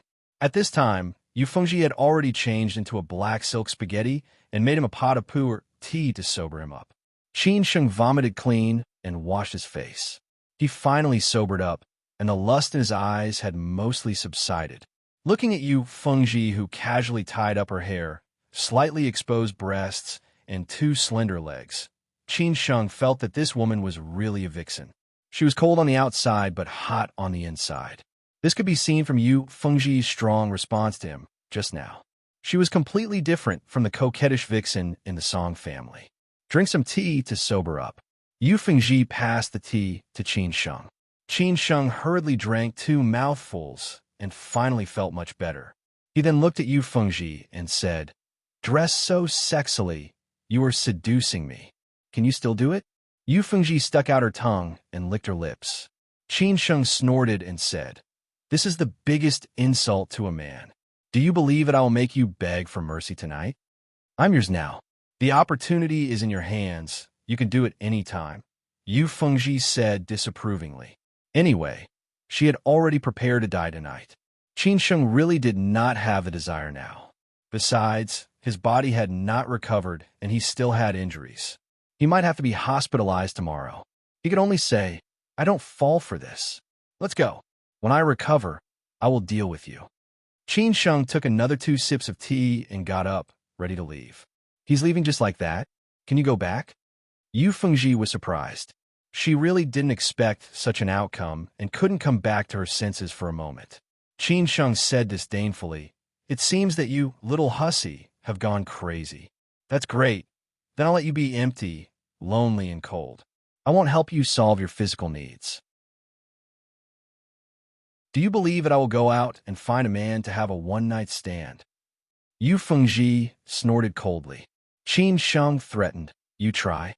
After saying that, Qin Sheng opened the door and left. He really left just like that, leaving behind a great beauty who could not hold back her desire. Yu Fengji was so angry that she stomped her feet and scolded Qin Sheng, "You bastard." Yu Fengji had never doubted whether Qin Sheng's body could take it or not, because she had already felt Qin Sheng's masculinity just now. After she calmed down, she could only mutter, "Am I really that unattractive?" The next day, after Yu Fengji saw Qin Sheng, she ignored him, maybe because she was angry. Qin Sheng didn't care and only focused on his work. Han Jingdong also didn't target him. Even Wang Haichao was very cooperative with him.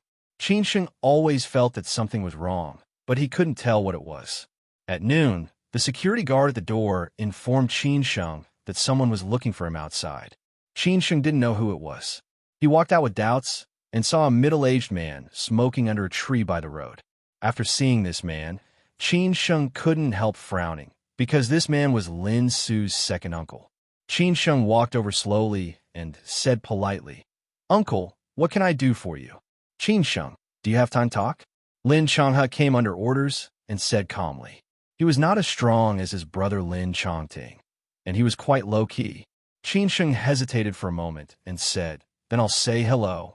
Then Qin Sheng quickly went back to Shanshan Ruoshui, told Liu Yuan and Yu Fengji something, and came back soon.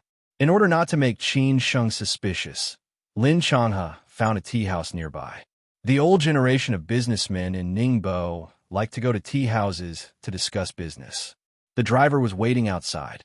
Lin Changhe and Qin Sheng found a private room and ordered a pot of old white tea. The waitress left after serving tea, fruits, and snacks. Lin Changhe told her not to disturb them, and he would call her if he needed anything. On the way, Qin Sheng and Lin Changhe didn't talk until they sat down. Lin Changhe gave Qin Sheng a cigarette. It was a kind of national wine produced in Guizhou, 30 years old. It was said that the cut tobacco was soaked with Maotai. There was a 30-year-old Maotai in the mouth of the cigarette, which could not be bought in the market. A box in the black market cost 200 or 300. There was a more luxurious national wine of 50 years old, which was even more difficult to buy. "Uncle, did you ask me to come here today, or do you want me to give up voluntarily?" Qin Sheng asked first. He really couldn't figure out why Lin Changhe wanted to see him. Instead of pretending to be polite, it was better to be frank so as not to waste each other's time. Lin Changhe was polite, not as tough as Qin Sheng. He smiled and said, "Yes and no." Qin Sheng frowned and was confused. "I'd rather tear down 10 temples than ruin a marriage. I believe in karma, so I don't want to do this kind of a moral thing. But I don't want to do it. Anyway, someone else has to do it." Lin Changhe smiled and said, "I know Sue's temper. She seldom changes her mind once she makes up her mind. You may not know, but she intends to draw a line with the Lin family. Yesterday, she took the initiative to resign and left the company. I guess she will move out of the apartment in Lujiazui." Qin Sheng's face changed slightly. He didn't expect that Lin Su would be so determined, which made him feel very distressed. "Uncle, aren't you saying these words to make me break up with her?" Qin Sheng said disdainfully. Lin Changhe shook his head and said, "I'm not that direct. I'm just telling you the pros and cons of this matter. The rest is up to you to decide. The final result is also up to you. Sometimes people can't be too selfish. Love will be defeated by reality eventually. It won't happen in 1 or 2 years, but what about in 5 or 10 years? Most people are selfish when it comes to love. I think you're not that kind of person." Lin Changhe was really astute and had a way of saying things. Qin Sheng said expressionlessly, "Uncle, you say it. I'm listening." Lin Changhe didn't like Qin Sheng's calmness, which made him feel helpless. Most of the young people he had met were trembling with fear in front of him. It seemed that Qin Sheng didn't take him seriously. Lin Changhe didn't know how Qin Sheng had such a state of mind. To say the least, he appreciated Qin Sheng very much. However, no matter how much he appreciated Qin Sheng, he didn't have time to witness Qin Sheng's performance. What he needed was the immediate benefits. Lin Changhe said earnestly, "Since ancient times, most marriages pay attention to the matching of social status. Although this is the era of free love, there are as many divorces as marriages. If the two families are not of the same social status, there won't be a good ending. I don't want to mention too many examples. You are still young. Maybe you are in the phase of love and you don't think so much. But everything will go back to normal eventually. Susu grew up in the Lin family. She has never suffered any hardships. What can you give her then? In Shanghai, you don't have a car or a house. How can you support her? The salary you earn is probably not even enough to cover her expenses for half a month. Have you ever thought about all these?" Lin Changhe said earnestly. Lin Changhe said earnestly, "Uncle, it seems that you don't know Lin Su.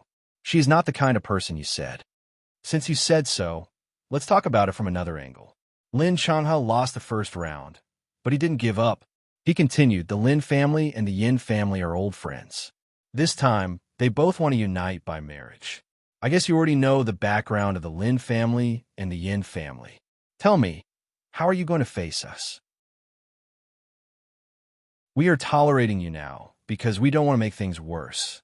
We also care about Susu's feelings. We don't want to push her too hard. But if you're still stubborn and push us too hard, I can say that we have hundreds of ways to deal with you. Do you believe me? I believe you. Qin Sheng didn't deny it. Yin Xiaozong is not easy to deal with, so is Lin Zhe. There are too many ways to deal with you openly and secretly. Are you willing to give up your future and life for the so-called love? As long as you're an outsider, we don't have so many taboos. But if you let go now, the Lin family and the Yin family won't treat you badly. You can ask for anything. As long as it's within the scope, we can satisfy you. What a man wants is money and power. When you have money and power, there will be a lot of women. What we can give you is enough to save you 10 or 20 years of hard work. Don't you feel tempted? Lin Changhe threatened and tempted Qin Sheng. He told Qin Sheng the advantages and disadvantages clearly. He didn't believe that Qin Sheng was really not afraid, and he didn't believe that Qin Sheng was really not tempted. He didn't believe that Qin Sheng didn't have a purpose to be with Lin Su. When everything was broken, he believed that Qin Sheng would make a choice. After Qin Sheng heard what Lin Chang has said, it was not much different from what he had expected. This was the method of most families. But he was not willing to compromise. So he said bluntly, "Uncle, I'm not that kind of person." Lin Changhe knocked on the table and said confidently, "You don't have to answer me in a hurry. I can give you some time to think about it. Think about it carefully. This is your last chance. If you can't come to an agreement today, there will be no possibility for you to negotiate anymore. What awaits you is only a storm. Whether you can survive or not depends on your luck. Maybe you are confident, but the Lin family and the Yin family have dealt with too many people over the years, and it seems that they have never failed. Do you think you are so lucky? I don't want to let her down. As a woman, she can persevere in the face of such great pressure. If I can't persevere, no matter how high my achievements are in this life, I'm just a coward. It's nothing more than death.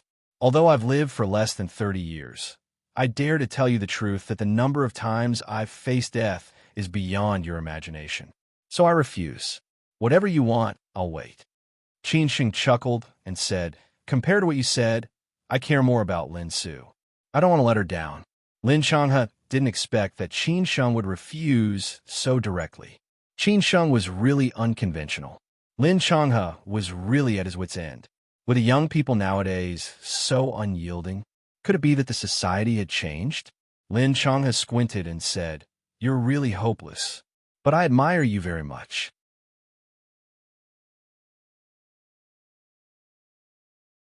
Chapter 171. Within a month, begging for monthly votes, support, and collection, Lin Changhe really appreciated Qin Sheng. Nowadays, young people were too cowardly or impetuous. It was rare to find a man like Qin Sheng, who was full of courage and courage. If it were during the wartime, he would definitely be the kind of man who would take heads on the battlefield to make contributions. Facing the vested interests of the Lin family, Lin Changhe had no choice but to do so. Originally, he had thought that Qin Sheng was just too impulsive that day in the Lin family. Today, as long as he tried to persuade Qin Sheng with emotion, reason, and threats and promises, Qin Sheng would naturally give up. Then, this matter would be settled. However, no matter how comprehensive his words were, Qin Sheng did not waver at all. He felt that he had underestimated Qin Sheng. This man had guts. If this kind of man could get through this, he would definitely not be an ordinary person in the future. Therefore, Lin Changhe had made up his mind to let Lin Changting and the Yin family do whatever they wanted. He'd better not get involved in this matter. After Qin Sheng left, there was no need for Lin Changhe to stay any longer. He planned to go back to Ningbo directly without looking for Lin Su. He knew Lin Su's character very well, and he could not persuade her. This kid was as stubborn as her mother. As for what would happen in the future, he did not have much ambition in the Lin family. Everything was led by Lin Changting. He just needed to live his own life. If something really happened to Qin Sheng, It would be best for the Lin family and the Yin family to unite by marriage. Then the Lin family would have a better development. If not, he would not be disappointed. After coming out of the tea house, Qin Sheng called Lin Su. After a while, the phone was connected. Qin Sheng said in a low voice, "Where are you?" Lin Su, who was eating in Zinni Andy Bailey, said to Qin Sheng, "Shopping with my best friend. I'm eating now." "Did you resign from the company?" Qin Sheng frowned. Lin Su was a little surprised. "Yes, I resigned yesterday." "How did you know? Why didn't you tell me?" Qin Sheng complained. He did not intend to tell Lin Su that her second uncle Lin Changhe had just visited him, because it would make Lin Su think too much. Lin Su shook her head and said, "I plan to tell you later. I don't want you to worry." "Are you also going to move out of Lu Jiazui apartment?" Qin Sheng continued to ask. He knew Lin Su's temper. If she wanted to draw a line with the Lin family, she would definitely be very firm. "Yes," Lin Su said softly. Qin Sheng asked with concern, "Where do you live?" "I'll stay at my best friend's place first, then I'll look for a house." "You don't have to worry," Lin Su explained. She had already packed her things. She only packed some necessities and did not plan to take the rest with her. Originally, Qin Sheng wanted to ask her to move over. However, he thought that he still had Chong Baji and Hao Lei at his place. Even if Lin Su came over, she would have to live with her. Not to mention whether she was willing to or not, it would be inconvenient. It would be more suitable for Lin Su to live with her best friend. "Well, I'll go with you this weekend. What's your next plan?" If she had not chosen him, Lin Su would not have ended up like this. She should have had a better life. Lin Su smiled and said, "Are you going to support me?" Qin Sheng nodded without hesitation and said, "Okay, I will support you." After hanging up the phone, Lin Su smiled like a peach blossom. The purest and most natural smile was often the most beautiful. This made her two best friends who were drinking coffee on the opposite side very confused. Tan Jing asked curiously, "Who are you talking to on the phone? Why are you smiling so happily?" "Guess," Lin Su said playfully, which was rare. Song Chu, who had red lipstick on her lips, said disapprovingly, "Other than that toad Qin Sheng, who else can it be? It can't be the first young master of the Yin family, right? When have you ever seen her smiling so happily when talking to Yin Chaozong on the phone?" Tan Jing and Song Chu were Lin Su's best friends. Apart from the work circle, Lin Su spent most of her time with them. She seldom communicated with her peers in the direct and collateral branches of the Lin family, except for Lin Yu, the silly girl. Tan Jing, who was sitting elegantly, echoed, "That's true. But Susu, do you really plan to be with Qin Sheng? I thought you just wanted to resist the Lin family or anger Yin Chaozong. Now it seems that you are serious. Do you think I look like I'm joking? I never joke about this kind of thing. You don't know, I might have already fallen in love with him 2 years ago. It's just that I didn't want to be in a relationship at that time. He is the only man I have ever fallen in love with in this life," Lin Su said with some infatuation. Qin Sheng now had no money, no house, no status, and no background. He was also considered ordinary, but Lin Su increasingly felt that he was the most suitable life partner for her because they had too many topics and similarities, and she liked the most tacit understanding. Living with such a man for the rest of her life, Lin Su felt that it would be very interesting. Song Chu was somewhat materialistic and vain. She had always envied Lin Su for having a protector like Yin Chaozong. She was born into a rich family and married into a rich family. She was beautiful and had a high IQ. This was the real winner in life. However, Song Chu could not understand Lin Su's choice now. Song Chu pouted and said, "Susu, I really don't know what you're thinking.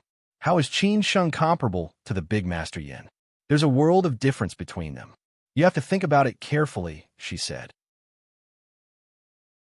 Lin Su said softly, "To me, I don't look at a man by how rich he is, how high his status is, and even less by his family background.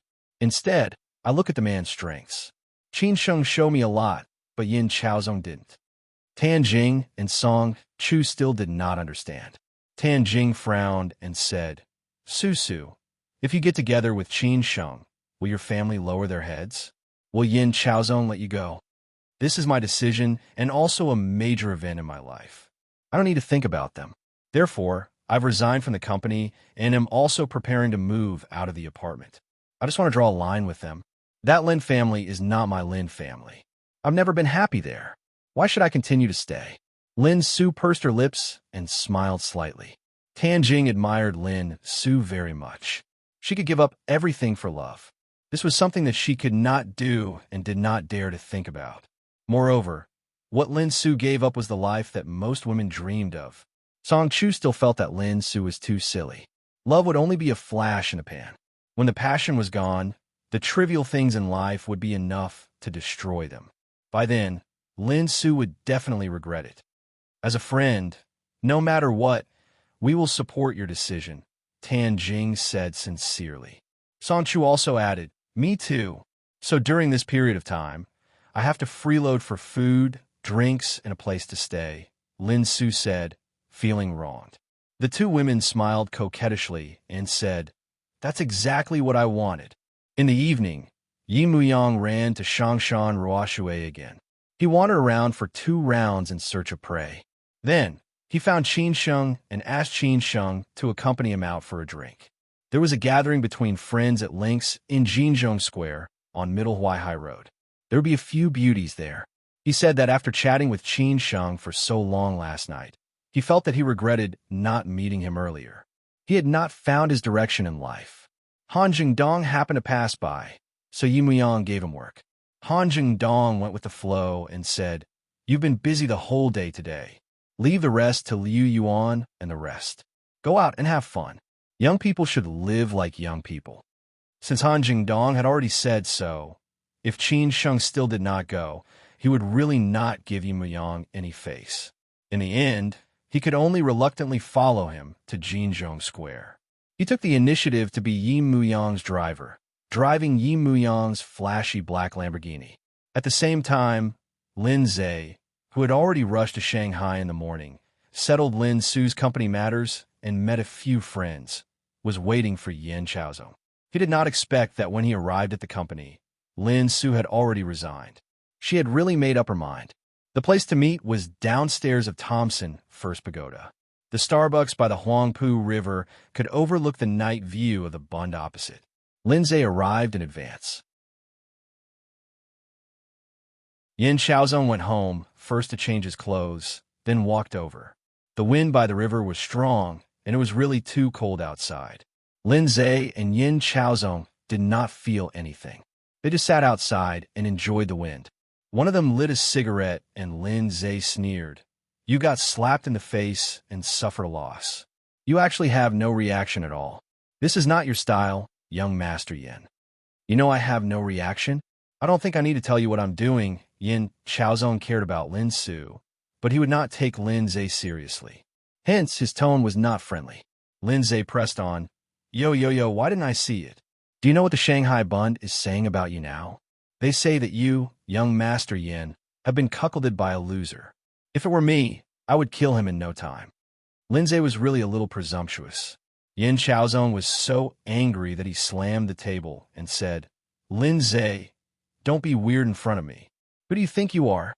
Lin Zhe laughed out loud and said, in front of you, young Master Yin, of course I'm not someone important. But why are you angry at me? I'm just telling the truth. I didn't do it. I didn't say it. Yan Chaozong was really upset by this matter. He had lived until now and had never suffered such a big grievance.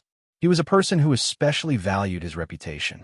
He felt that being born in the Yin family gave him a natural superiority, so he had to walk in front of others. However, this matter made him lose face. His hatred for Qin Sheng deepened.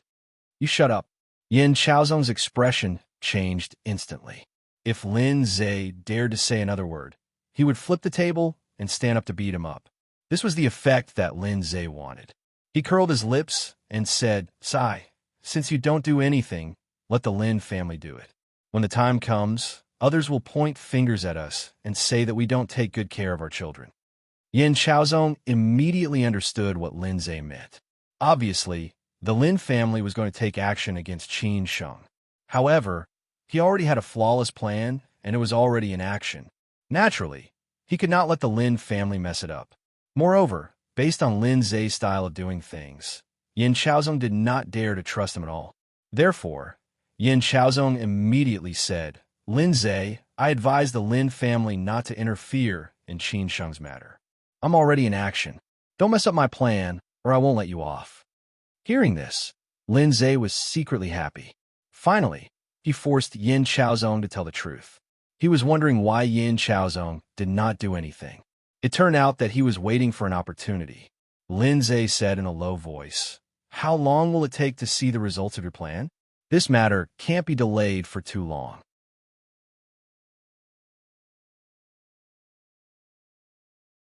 Chapter 172. Having you for the rest of my life. It's enough hearing that Yin Chaozong said within a month. Lin Zhe was finally relieved. This was the Yin Chaozong that people feared. It was impossible for him to not even let out a fart after suffering such a huge loss. He believed in Yin Chaozong's ability. At least in Shanghai, Yin Chaozong was more capable than him. All right, then I'll wait for your good news. Otherwise, I can only think of a way, Lin Zhe said. He could not wait for Yin Chaozong to settle the matter so that he wouldn't have to think of a way. Who would not want to have more trouble? Lin Zhe had already gotten the answer he wanted.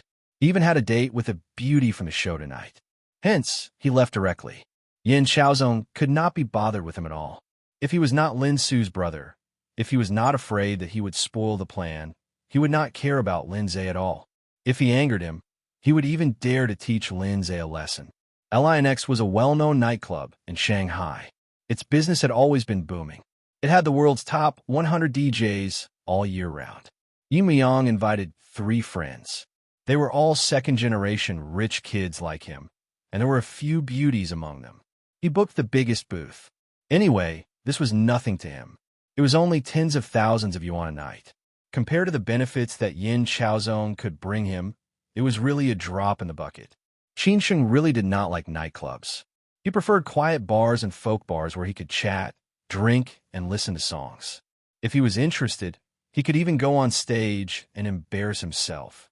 This kind of nightclub was too noisy and impetuous. A group of people danced wildly on the dance floor. Men and women were enjoying the pleasure brought by the secretion of hormones. The air was mixed with all kinds of pungent smells. Naturally, the strongest one was the women's perfume.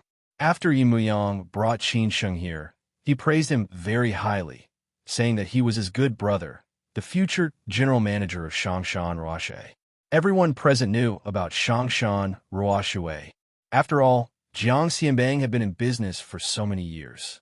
He had long spread the name of Shangshan Ruoshui.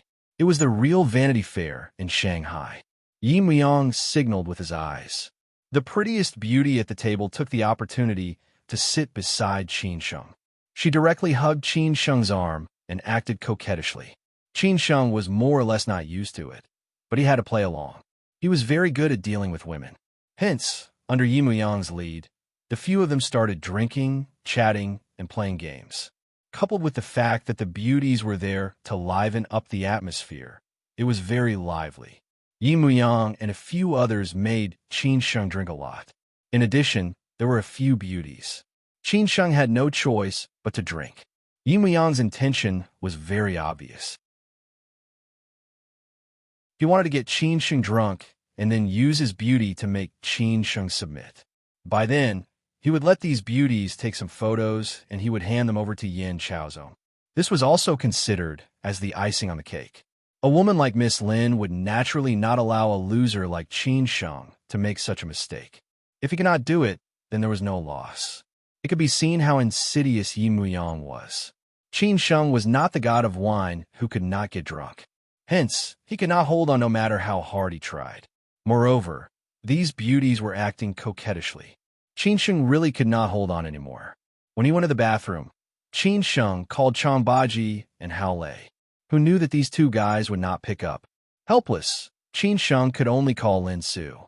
Lin Su would only be moving out from Lu Jiazui apartment tomorrow. She was still staying there today. After the call went through, Qin Sheng said in a daze, "I'm drunk. I'm at Jinzhong Square's Links. Come and pick me up." Between real couples, there would never be so much politeness. Qin Sheng and Lin Su were both simple and straightforward people.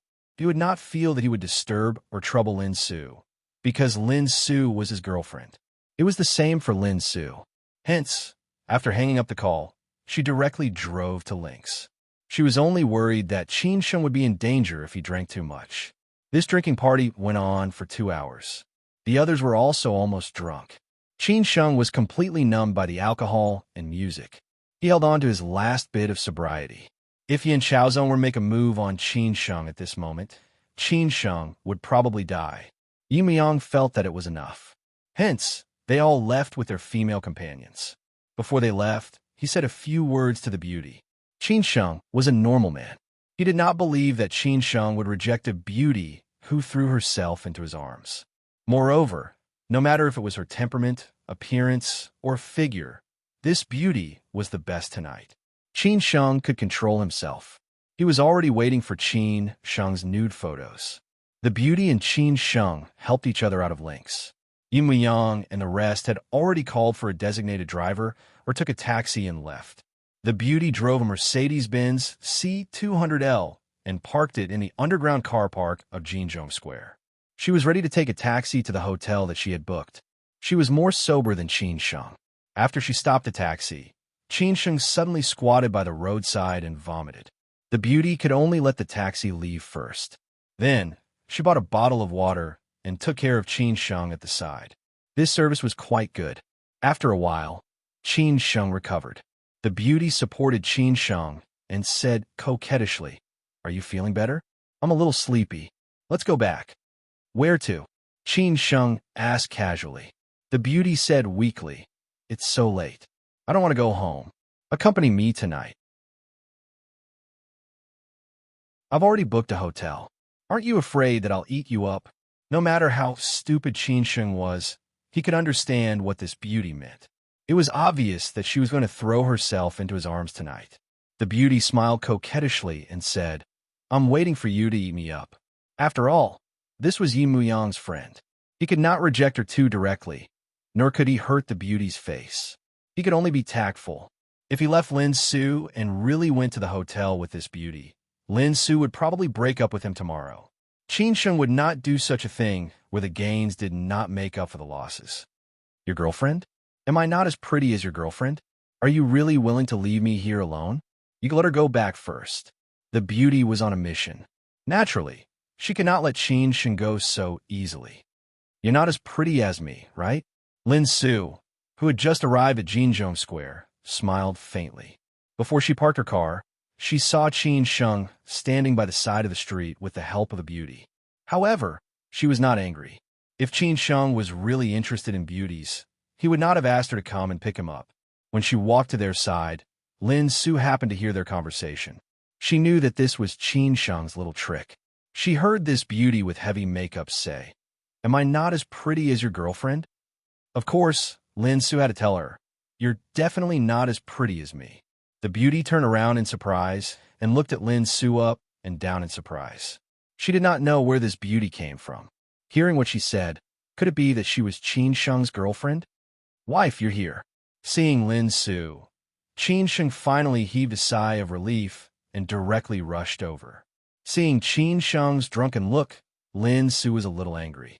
She snorted and said, "Have you forgotten what you promised me that day?" "I was wrong." Qin Sheng immediately came to his senses. That day, he promised Lin Su not to drink before he recovered from his injury, so he did not dare to refute. He bowed his head and admitted his mistake without hesitation. Lin Su said angrily, "I'll deal with you when we get home." After that, she helped Qin Sheng to the Mercedes-Benz GLS. She did not pay attention to the arrogant beauty at all, because they were not at the same level at all.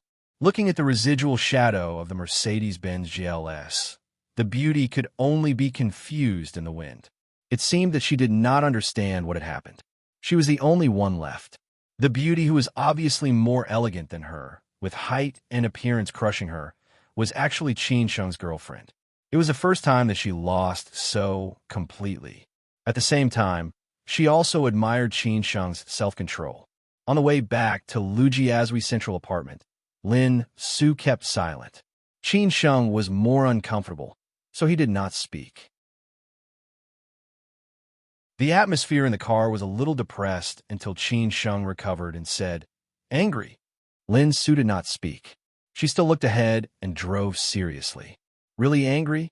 Qin Sheng opened his mouth again and said, "Are you angry because I'm drunk? Or because I'm a womanizer?" "Well, let me think. It must be the latter. It seems that you are jealous and angry." Lin Su turned back and stared at Qin Sheng. "In your eyes, am I such a stingy woman? Why should I be jealous? Even if I am jealous, she is not qualified." Qin Sheng laughed and said, "That's right. How dare you seduce me with that kind of beauty? Don't you know that my wife is a beautiful fairy who descended to the world? You are starting to talk nonsense. It seems that you should be fine. I will leave you on the side of the road. You can take a taxi back." Lin Su said coquettishly. She was still very confident when it came to women. Moreover, she knew Qin Sheng's character and would not easily make mistakes. Qin Sheng deliberately panicked and said, "Wife, I was wrong. I shut up." Lin Su sighed with some relief. "I really don't know what to say to you. Drink less in the future. Don't drink when you're injured. I will give you one last chance." "Yes, ma'am," Qin Sheng said happily. Because it was very late, Lin Su did not let Qin Sheng go back to disturb Changbaji and Hao Lei. She went back to the central apartment of Lu Jiazui directly. Qin Sheng washed up quickly. Lin Su had already taken a shower. Then, the atmosphere became a little awkward. There were two rooms in the apartment. One was the master bedroom, and the other was the guest bedroom. Which room was Qin Sheng going to sleep? He could be shameless in everything, but now he did not dare to say that he would sleep in the same bed as Lin Su. "Well, wife, where should I sleep?" Qin Sheng smiled and said. Lin Su said playfully, "Which side do you want to sleep on? This is up to you." Qin Sheng said with a cheeky smile. Lin Su blushed slightly and said, "Whichever side you want to sleep on." Hearing Lin Su's words, Qin Sheng instantly understood what she meant. After all, there would not be a second chance. Without hesitation, he rushed into the master bedroom and directly lay on Lin Su's warm big bed. This was also the first time he entered Lin Su's boudoir. The style of the room was relatively simple and grand. It was not pink like a girl's heart, nor was it purple like a mature sister's style. It was just a light plain color. The only feeling Qin Sheng had at this moment was that the bed was really big and soft. The quilt smelled really fragrant and warm. Lin Su walked into the room anxiously. She closed the door and turned off the light. She did not want Qin Sheng to see her embarrassment. Qin Sheng took this opportunity and quickly took off his clothes, leaving only his underwear. He was really shameless. Lin Su walked slowly to the bed. She had already changed into her pajamas when she came back, so she directly lay on the bed and covered herself with the quilt. But she kept a distance from Qin Sheng. If a man and a woman wanted to be more intimate, there must be physical contact. The highest level was to go to bed. Qin Sheng would not leave Lin Su out. As a man, he took the initiative to get close to Lin Su. Then he reached out his hands and held Lin Su in his arms. He could feel Lin Su's body trembling slightly. On the contrary, Qin Sheng was very quiet at this moment, without any impetuosity or desire. Qin Sheng whispered in Lin Su's ear, "For the rest of my life, having you is enough." You're tuning in to the Warrior Lore YouTube channel. Don't forget to subscribe and join us on this journey to catch the most captivating stories.